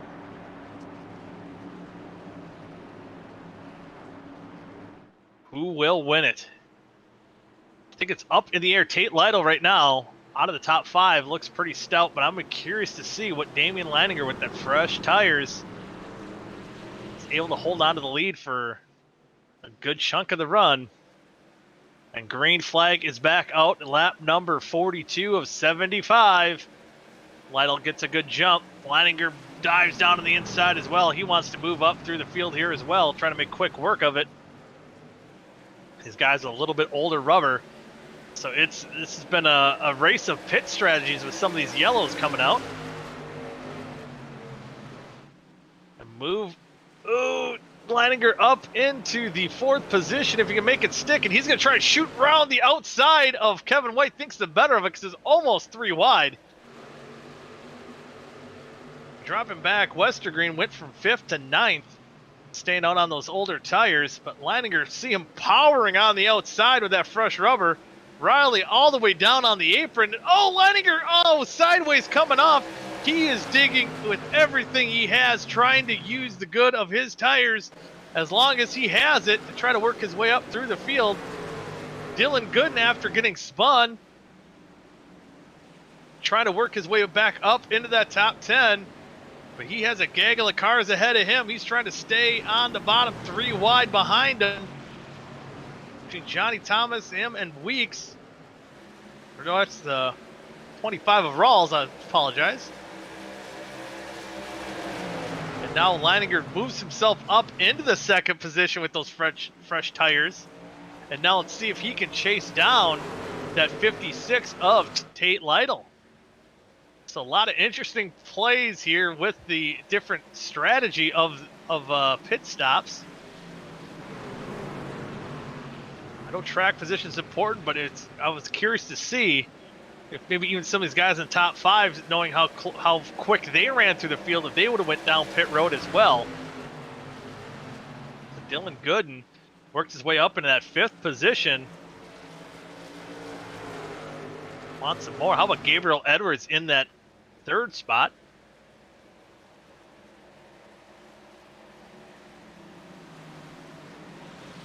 Moving up through the field as well.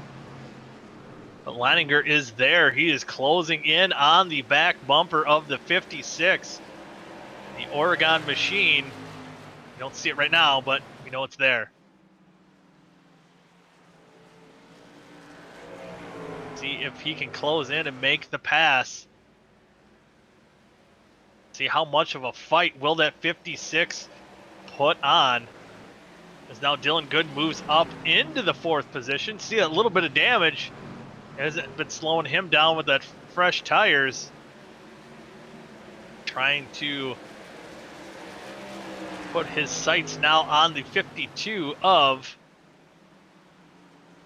Gabriel Edwards, who's having an awesome run here as well. And uh-oh, he's there. Damian Leininger, battle for the lead. See if he can make a run coming in turns 1 and 2. Seems on entry he is doing good, and you see oh, and the caution has saved the 56 of Tate Lytle, and I believe Seth Rawls was the one who brought out this latest yellow. We'll take a look, and oh, contact between, oh, that was interesting. 25 went around. It looks like it was a 3 wide situation almost. Looked like the 25 made a little bit of contact with the 21 of Dustin Dewar. But it looked like a couple of those cars were ping-ponging around the track there a little bit. Ooh, looked like netcode maybe there. That was different. Almost netcode between the 73 and 25 kind of forced him into a weird angle.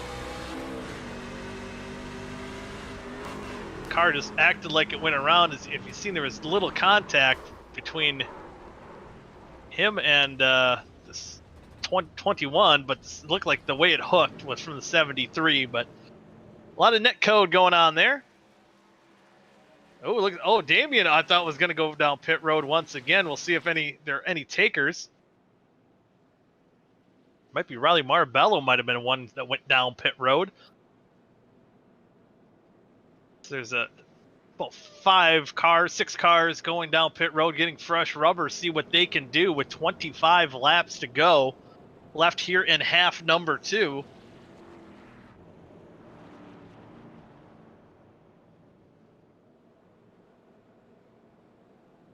So once again, we had a saved by the bell caution for our leader, Tate Lytle, as Leininger was just about to make the move to go to the lead. And Gabriel Edwards right now, how about that run for him in third? And what a recovery from Dylan Gooden in fourth after getting spun under the last yellow. Actually didn't bring out the yellow.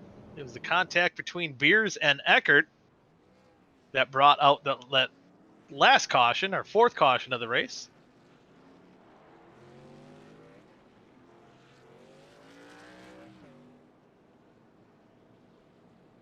So with that, some of our other guys in the top 10. 6, Johnny Eckert for getting spun. It did bring out the last yellow. He's worked his way up into 6. Dennis Weeks in 7th. Thomas Schumann, Hot Gun Schumann in 8th, and 9th, Adam Tepe and Dustin Dewar. Up and down second half for him. He's currently in 10th. See if he can hold on to it, but some of those cars going down pit road. What? score. Oh, no. My bad. I'm failing. Loudon 8, drivers 1. So is that our 8th caution? 1 driver winning. Previous. So 8 total cautions tonight. 1 driver winning Johnny Eckert. He's only get the 1 run after getting spun there as well. So that's currently our score here between driver and track. A track that looks so easy but can be so tricky coming off these corners.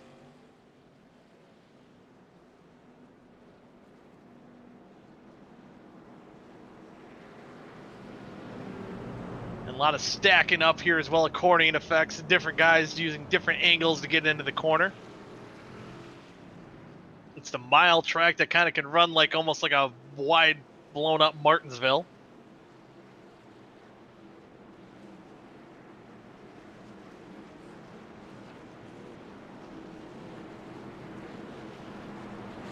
Half a lap to go. Back to green flag. We hit the line with 23 laps to go. Left in half number 2. We'll see if Leininger can get in front. He has fresher tires in the car on his inside, truck on his inside. And Lytle will get the green flag, try to get a good start on Leininger. And Tate will get a good restart, get in front of the 12 by couple car. And oh man, and how about this? Gabriel Edwards now looking for the 2nd position, but it looks like Leininger will get the run coming off the corner. So move him up back into 2nd. Dylan Gooden with those fresher tires as well. He's going to try to battle for that 3rd spot with Gabriel Edwards. They're side by side out of turn number 4. Move Gooden up into the top 3, so a solid night for Gooden as well. But right now, let's see if Tate Lytle can hold those guys off as there's another caution. Adam Tepe, gets a little air. And man, oh man, that beautiful Cubs truck. I think he's got the jinx of the billy goat on that machine. Goes around, hits the wall. Brings out our 9th total yellow, 6th one of this heat. And Kevin White was trying to dive on the inside, pull an aggressive move, almost 3 wide. And there was just not a lot of room going into the corner. As the 96 had the 21 of Dustin Dewar on the outside. And Kevin White Jr. on the inside.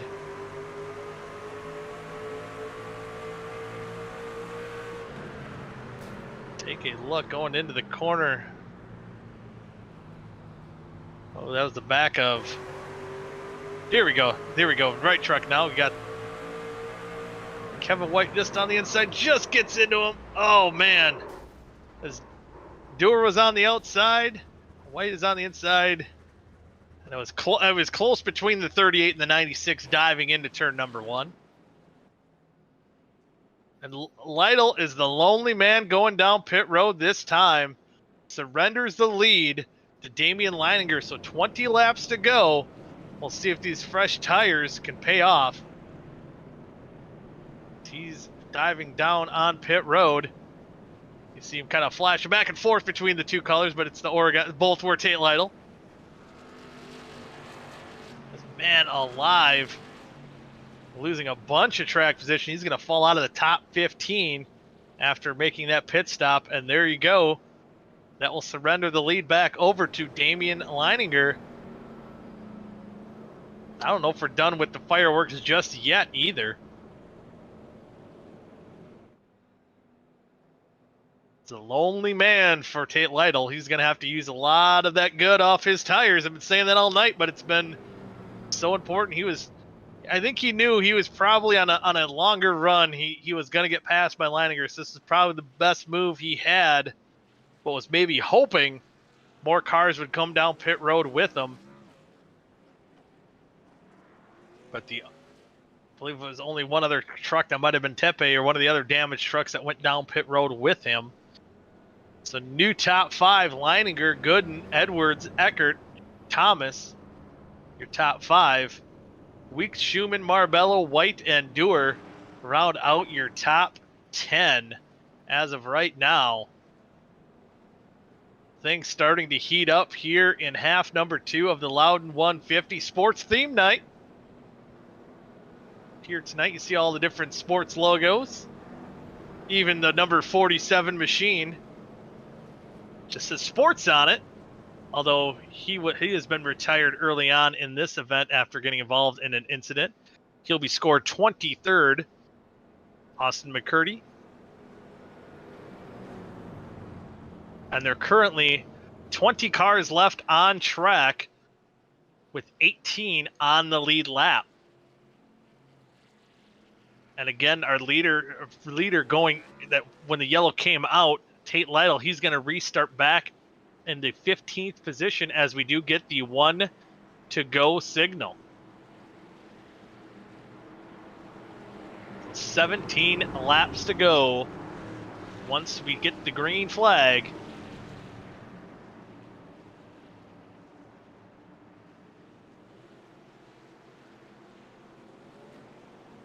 Different strategies for a lot of these guys up front. Some of the freshest tires is going to be out of the in 7th place. Riley Marabello, Kevin White Jr. Those guys pitted after the top 6 guys have pitted. It's a lot of different strategies going on in this heat, so it's going to be interesting who can hold on, who can win. We're about to find out. As the pace car is diving off onto pit road, we're going back to green flag racing. Damian Leininger is going to get the jump. He's going to take the lead. And he's going to dive into turn number 1 with a couple car lengths lead over Dylan Gooden as he's going to get a battle from the inside of Gabriel Edwards. But as we've seen all night long, that outside line just gets a good run onto the corners on these restarts. And there's a gaggle behind him. As Gabriel Edwards now dropping back into the 4th position. He's got a lot of heat with these guys with fresher tires. See if he can defend that position. As now he's side by side with Weeks, and he's got Johnny Thomas taking a peek on the inside as well. This battle right here, this is where the calamity could happen.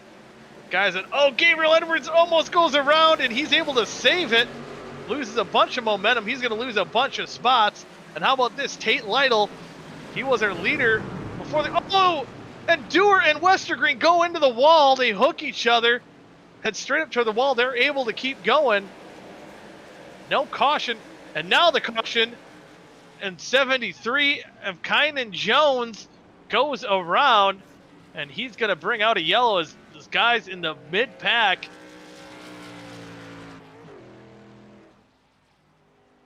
causing calamity. A lot of this heat was started up front. It appears that Dewar kind of got into Kynan just a little bit, and around he goes. He couldn't quite save the machine. As Dewar, he got a little loose getting off the wall. Kynan gets down into the, I believe it might have been the 27 of Monticelli. Unable to save that truck. Now these guys can catch their breath one more time after Westergreen and Dewar hit the wall. A little bit of contact. Sends them around. I don't think too much damage to any of those machines. I think they hit the wall just right. Maybe get a little bit of that damage fixed. Should be good to go.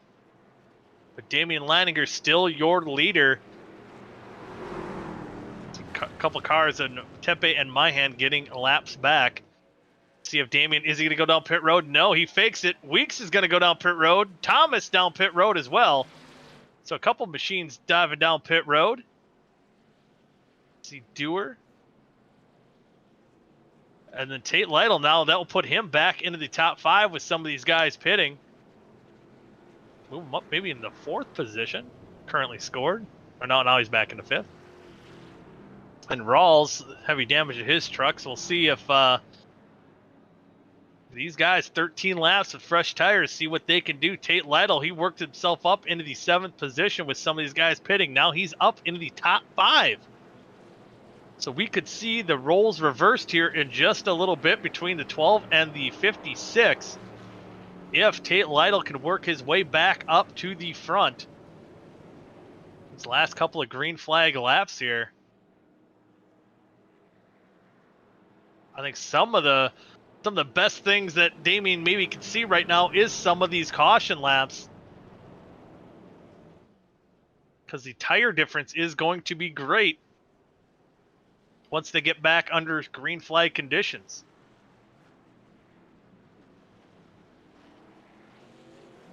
They hit the line, 12 to go.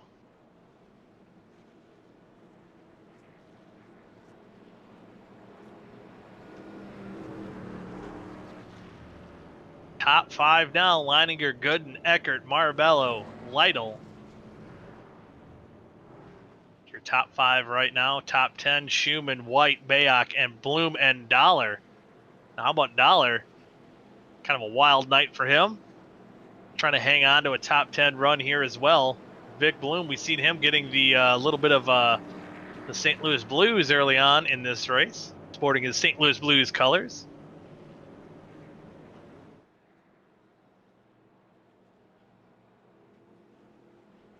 Again, in the sports-themed Loudon 150. Second half has had a lot of fireworks, a lot of different pit strategy here tonight. Seen a lot of battles up front for the lead. And again, gotta say, Johnny Eckert in third spot after getting spun, running in the top 3, working his way back up there. Now we have the 1 to go signal. So when we hit the line, we'll have 10 laps to go.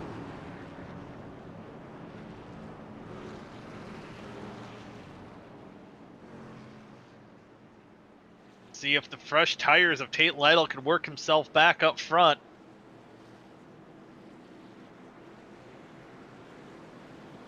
But I'm sure Leininger is going to try to get a good jump on this restart.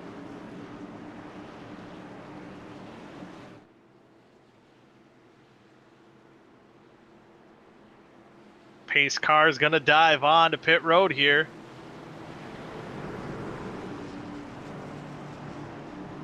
There she goes. Damien Leininger is going to take the green flag. He's going to get a jump, try to get in front of Dylan Gooden, and try to check out as much as he can with some of those guys on fresher tires behind him. I see Riley Marabello on the outside trying to make a run on Johnny Eckert for third, and Tate Lytle following suit. So Johnny Eckert kind of hung out to dry on the inside line. Start off this race, and you see the run that Tate Lytle can get going into the corner, and he's going to move himself up into the 4th position. Put his sights on Riley Marabello in that 92 Orioles machine. But man, he's been running one of the lowest lines that we've seen all night. As you see, see the score up in the corner, 15-2. Top of the 9th. This is its go time here for the drivers, as they're going to try to settle this one out. Here is coming to 8 laps to go. Got to run around first now for these boys. It's getting go time. It's getting good. Tate Lytle trying to work on that bumper of the 92, trying to get everything he can, trying to work himself back up to the lead. This could be close, but it's going to be hard to pass the top 2 of Gooden and Leininger. I think Riley might have a little bit of fresher tires as well, as he's now alongside the 75 machine of Dylan Gooden. Not able to get that bite off the corner, and that's going to move Tate Lytle into 3rd spot. And he was a lonely man on pit road a couple cautions ago. And that's so far looking like a good move, as now he has the freshest tires, and he's going to make a move to the inside, try to go for 2nd. And oh, a little bit of contact. Oh man, Lytle locked him up going into turn 3, makes contact with the 75. And Dylan Gooden's going to fall all the way back into 5th. Man, oh man, now it's going to be a matter of if Damien Leininger can hold off the fresh tires of Tate Lytle. as we got 5.5 laps to go here in the Loudon 150 here in half number 2. Riley Marabella, you can tell his tires are a little bit fresher, but not quite to Tate's level. That last time by, about 1/10.5 quicker, Tate Lytle over our leader, Damian Leininger. Man, oh man, this could get very interesting as we come to 4 laps to go. Riley Marbell is trying to do everything he can to try to keep up with that 92 or the 56 Tate Lytle. To see him just close that gap ever so slightly. Been almost 1/10.5 quicker the last 2 laps. One thing to catch him, another thing to pass him. Let's see if he can get the run. You see Tate is right there on the rear bumper as they're coming out of 4. 3 laps to go here in half number 2.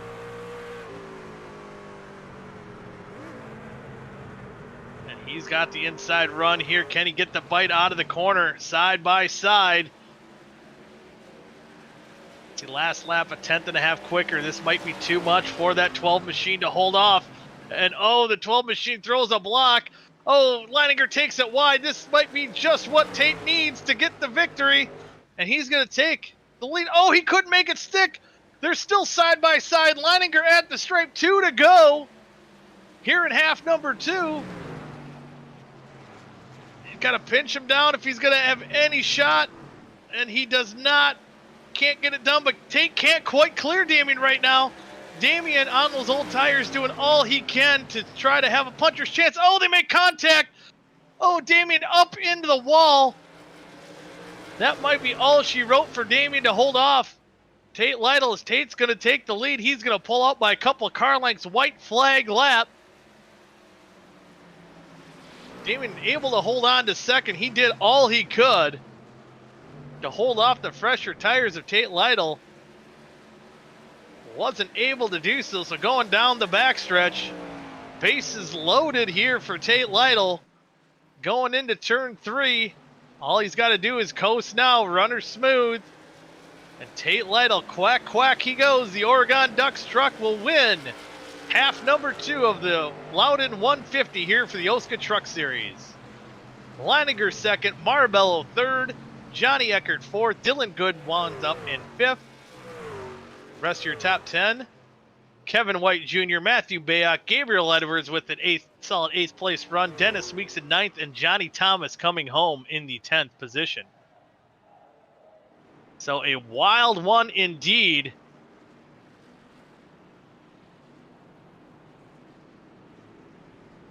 Tate Lytle was the lonely man on pit road. Oh, maybe a little bit of love between Tate Lytle and Damian Leininger. As Tate's gonna burn it down as he takes the victory. The lonely man on pit road, able to get the victory. Fresh tires end up winning this race. And man alive, what a race half number 2 was indeed. As he brings it home in victory lane. We do have guys in for interviews. And first up, we'll bring in our third place, or winner, sorry, of half number 1. And that was Johnny Eckert, who ended up finishing 4th after a pretty wild half number 2. Still a solid night, and Johnny, were able to get that clutch victory in half number 1 to get solidly into the playoff hunt, as you really needed the win here tonight. That had to feel pretty good. Yeah, I mean, it's a relief points-wise to, or the playoff-wise, to be in position to be locked in, but I mean, it's a good start. Let me put it that way. Given how many races left and stuff, I'm not totally confident that that I'm locked in, but definitely a good start so far. Yeah, it gives you more of that security blanket for sure, moving forward here. But in that second race here, we seen you get spun out. Not quite sure what was the deal was there, but able to work yourself up into a solid top 5 position. It felt like you were pretty stout all night long. Seemed like you have this track figured out pretty good. Yeah, I like New Hampshire. I seem to have always run well here. It was a good recovery. The strategy at the end was a big question mark. Wasn't sure what the play was going to be, but you know, coming home 4th in the second race was pretty good considering what went on throughout the race. I think it could have been a little less exciting from my point of view, but it is what it is. I mean, you can't change it. We made the best of it. Yeah, made the best solid night, a first and a fourth. And I gotta say, like that pit stop in half number 1, do you think you would have had anything for Damien if he did not get that awesome pit stop midway through that first half? No. That race was totally and completely won on pit road. Just having the opportunity to go control the restart was so key because you needed a few laps just to get back to him, and then passing Damien in this case would have been a totally different story, totally and completely different story. So I'm pleased with the result in that. I need to go honestly look back and see exactly what the difference maker was there, because I feel like I was perfect throughout that whole stop. I don't think I could have done anything better. So I want to go see what I did, because I don't know exactly where I beat him. I'll be honest, but hey, I'm very pleased. My pit road skills, I don't know if you call them skills, but my pit road work lately has been pretty stellar. So I'm pretty happy with that. So here's the thing. Carlos says you're going to get arrested, but I think since you won half number 1, I think you got to like yell, "It's coming, Rome." It's coming. Man, it. I tell you, that game. Oh my God, I have never been. I'm sorry to any English fans watching, but I am so happy with the result. Anyway, I'm not even Italian, so yeah. But hey, hey, you did Italy proud tonight as well. But any shout outs you want to give besides besides the one you just gave there? Yeah, well, first off, I want to thank the Italian national team for beating England, because it would have been a miserable another 55 years if the English won that game. So thank you to the Italians. I'm sure in 4 years or whatever I'm going to regret saying this, but yeah. So first, thanks to them. But thank you for the broadcast team. Thank you to OSCA. But I especially want to thank my teammates. Dylan Gooden, who had another fantastic night. I think if we went green to the end of the first race, or he would have gotten by Damien a little bit quicker, or he could have gotten by. I don't even know where he finished, but if he would have gotten by Damien, I think he probably would have won the first race. But also DJ Weeks, he was absolutely fantastic throughout the race, just communicating things that were going on, and with all the different strategies, it was really important that everybody passed along whatever notes that they had at any given moment. And unfortunately, Robert Hill couldn't be here, but he sends his love from wherever. So yeah, it's been a pretty good night. So I'm sure I'm pretty happy all around. Well, yeah, Johnny, you got to go out there and celebrate and get ready for Talladega next week. Oh man, it's Talladega. Oh man. Oh boy. So enjoy this one while you can. Yeah, I'll try. I don't think we can beat Daytona though. The way that Daytona finished, I don't think we'll beat that again. See, hey, at least you got that figured out. So maybe that strategy will work for you next week. Yeah, we'll see. We'll see what happens. Wider track too. Yeah, that's true. Well, again, good solid night for you tonight, Johnny, and way to make your playoff chances a little safer. And we'll see you next week at Talladega. Thank you so much. Have a good one, guys. You too. Next, we'll bring in the guy who finished third in half number 2, Riley Marabello. And another guy here leading the points, Riley. I was a little worried about how you're running in the first half. You did salvage a top 10, but able to work yourself up into third position. Kind of explain how your night went. Well, it was a little up and down, kind of like a roller coaster, as you could say. But hey ho, that happens all the time in this league, especially with all the races we have here and how we have two heats and how the race format's set up. But first heat wasn't, great. I had to drive through the field twice after getting in the wall 3 times, so I was a little worried that my night wouldn't go too well. Finished 10th in the first heat. I was pretty proud of myself. Wasn't expecting too much in the second half, but played the strategy game well. Cautions fell when I needed to. I pit when I needed to, and I was able to capitalize and run up front and finish third. Yeah, and it looked like you were running a lower line than almost anyone out there, and you were able to make it work quite a bit. What did it kind of take to run dang near on the apron there? All it really took was just to turn right in to like that bottom lane about the right time mid corner.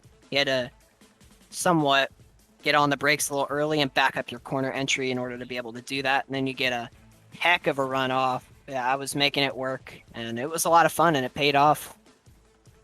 Yeah, it paid off indeed for a solid third place run. And again, you're sadly in the points lead so far, and maybe extended that points lead a little bit here after tonight as well. So that's got to feel pretty good. And you did your Orioles proud representing the Baltimore Orioles. That had to feel pretty good. Yeah, it sure did, especially since I'm from Maryland. I only live about 30 minutes away from Baltimore City, so it's great having them on the car tonight. It was just an overall fun race, I'd say, even though the first half was a little frustrating.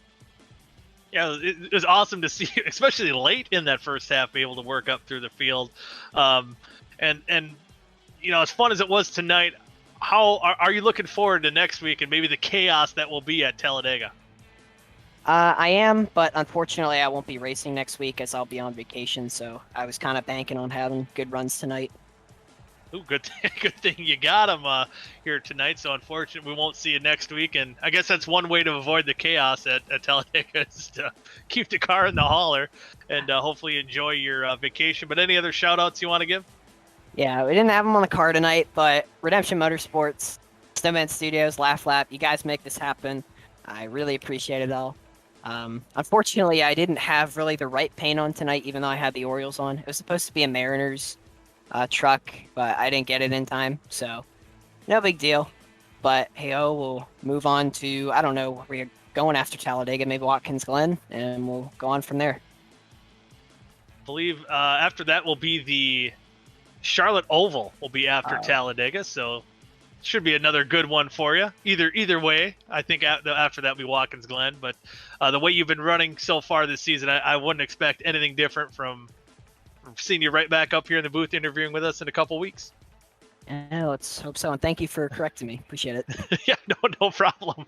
And Riley, go celebrate that good, solid third place run, and see you when we get hit back the track at Charlotte. There will. Thank you, Mike. Have a good night. Yep, you too.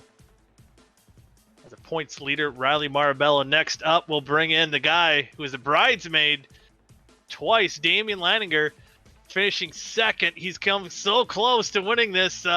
Damian, and especially this last lap, or last half, you knew Tate Lytle had fresher tires than you. Do you think you could have done anything different to try to hold him off? Reckon. I could just right reared him into the wall.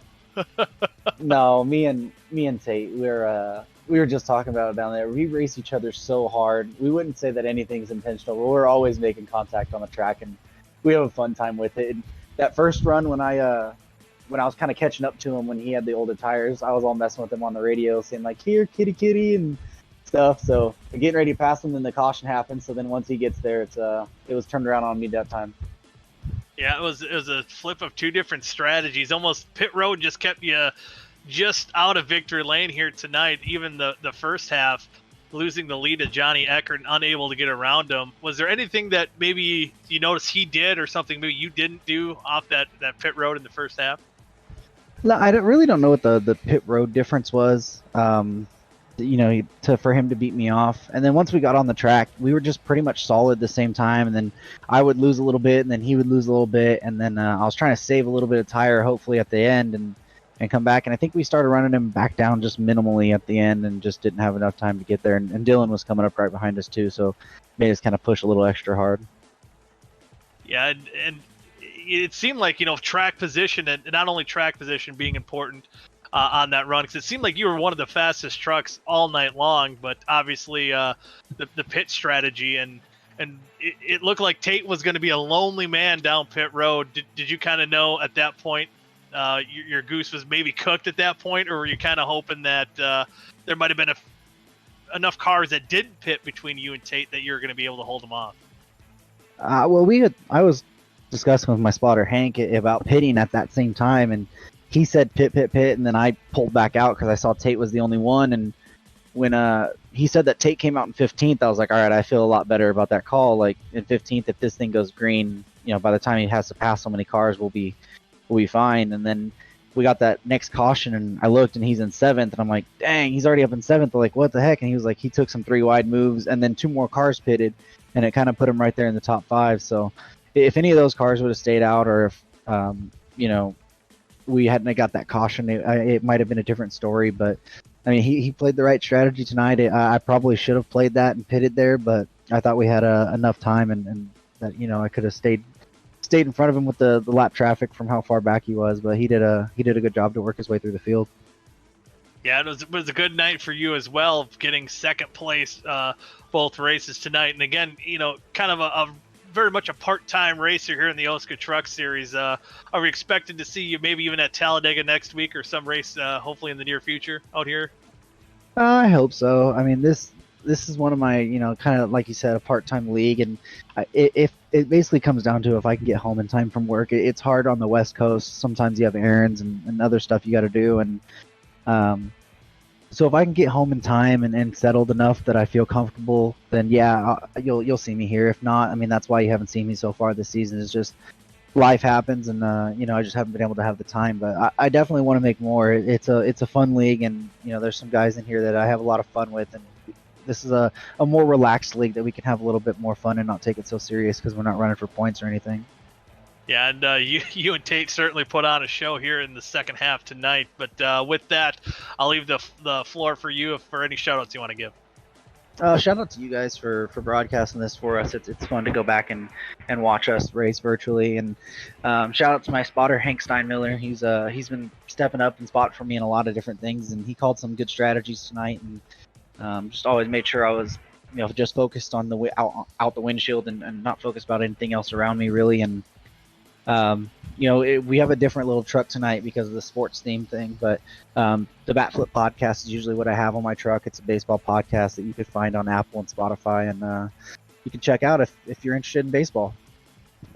Heck yeah, get the latest going on in baseball world. Damian, again, congratulations with your second place runs tonight, and hopefully see you back out here soon in the OSCA Truck Series. All right, thanks, Goody. You bet. That was Damian finishing in second. Next up, we'll bring in the man, the myth, the legend, Tate Lytle.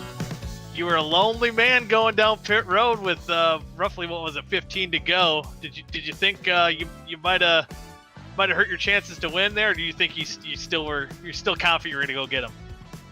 I didn't think I had a very good chance of winning, but I figured if I stayed out there on the older tires, I'd finish 4th or 5th, and I don't run the full schedule here, so I figured if I'm going to have a chance to win, I better put some new tires on there and see if I can have some sort of advantage on Damian.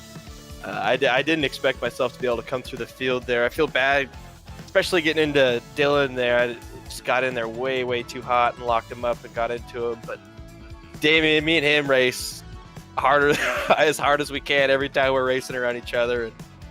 And we got together too, but I mean, I hate getting into people, but a win's a win, and that was some of the most fun I've ever had in OSCA by a lot. Yeah, that was a pretty good show, and I was kind of even surprised that Damian was able to hang out alongside you for as long as he did, and but you were still able to make those fresh tires work and get the victory. But awesome show you put on, and in the first half though, you were one of the faster trucks out there as well, but I believe you might have got in the wall that kind of hampered your first half run. You were still able to work your way up, I believe, and finish in 4th. So overall, a pretty steady night with a 4th and a 1st, kind of tying our first half winner Johnny Eckert. But that half, I believe you kind of lost a little bit going down pit road. Yeah, the first half I hit the wall on like lap 4 or 5, and had 30 seconds of damage, and I pitted there and just fixed it all and was able to come back for 4th, which probably is about where I would have finished anyway, had I not pitted for damage. But it's just one of those things. I felt like if I was going to have a chance at winning that race too, I was going to need to fix the damage and just hope the cards fell right. But Damien and Johnny and Dylan were all super fast, and Bayuk as well were super fast in that first race. I'm just glad the cards fell my way in the second half, where the pitting and cautions when they fell and where they were and who was involved, who I was able to pass during the cautions. So it just everything kind of fell my way. But yeah, super fun race. A lot of good racing there tonight. Yeah, no, even go back in when you were the lone man pitting, you restarted, I believe, around 15th, and by the time the next caution came out, which is only a couple laps, you were able to work your way up into 7th. And describe maybe some of the moves you had to make to work your way up through the field that quickly. You just gotta put it in places where you're not necessarily. The other drivers probably aren't wanting you to put it there, but when you have the tire advantage and a little bit faster anyway, you kind of got to throw it where you can, especially with only 15 laps to go and a guy like Damien up there leading. I know I made one move 3 wide on my buddy David Westergreen, going down into 1, was down on the apron entering 1, and was able to get back to the throttle and pass like 3 or 4 cars in that one corner. So I mean, it was a lot of fun coming back up through there. I didn't think it was going to get me all the way back up to first, but yeah, lots of fun. Impressive run indeed, but just as Damien is too, you're a part-time driver, again, not running for points, just out here for fun. Can we expect to see you out here next week at Talladega for some of that excitement? It depends on when I get off work. If I get off work in time and able to get here on the sim in time, I'll do it for sure, but it's never a guarantee. But yeah, before you guys kick me out of here, I just want to say thanks to, I know he wasn't on the hood of the car tonight just because of the sports theme, but Brent Wentz, Days Gone By, go check him out. You guys, Carlos, I know you're in here listening. I haven't seen you in a while. Hope you're doing good, buddy. Thank you for doing what you do tonight. And Goody, it's always fun to hear your voice up here in the booth as well. Awesome. Thank you, Carlos. I feel like you got to say something to Tate now. Or is he shy? He don't want to win. We had both of your cars in the broadcast tonight. My main feed had your Days Gone By scheme, and my secondary feed had your sporting scheme. So you actually had both. Oh, at least Brett got a little airtime, and I wasn't kicked from the session. So a little bit of best of the both world, I guess. That's right. He got the best of it. And again, congratulations again tonight, Tate. And thanks for putting on an awesome show. And we're hoping to see you back out here racing again soon on some Thursday night, whenever you can. Yeah, I look forward to it. Carlos, if I would have remembered you were up here, I would have threw a Marlin scheme on here for you. Ooh, he would have loved that. I would have loved it. We got the Jacksonville Jumbo Shrimps one, so I'm fine. There you go. that was a pretty good one. All right, appreciate it, fellas. Y'all have a good one. Yep, go celebrate that win, Tate. Will do. And again, that was our half number 2 winner, Tate Lytle, able to pull it into victory lane with some impressive moves, being the lone man on pit road. But with that, this rounds out round number 7 here in the OSCA Truck Series. Thank you all for listening and watching here tonight on 3 Wide TV. And thank you to Vic Bloom and Dallas Myhan for putting on an awesome league, awesome show here tonight. And with that, for Carlos Acostas, and I'm Mike Goodman, thank you all for tuning in to tonight's Loudon 150. We'll see you next week right here for the race at Talladega. Good night now.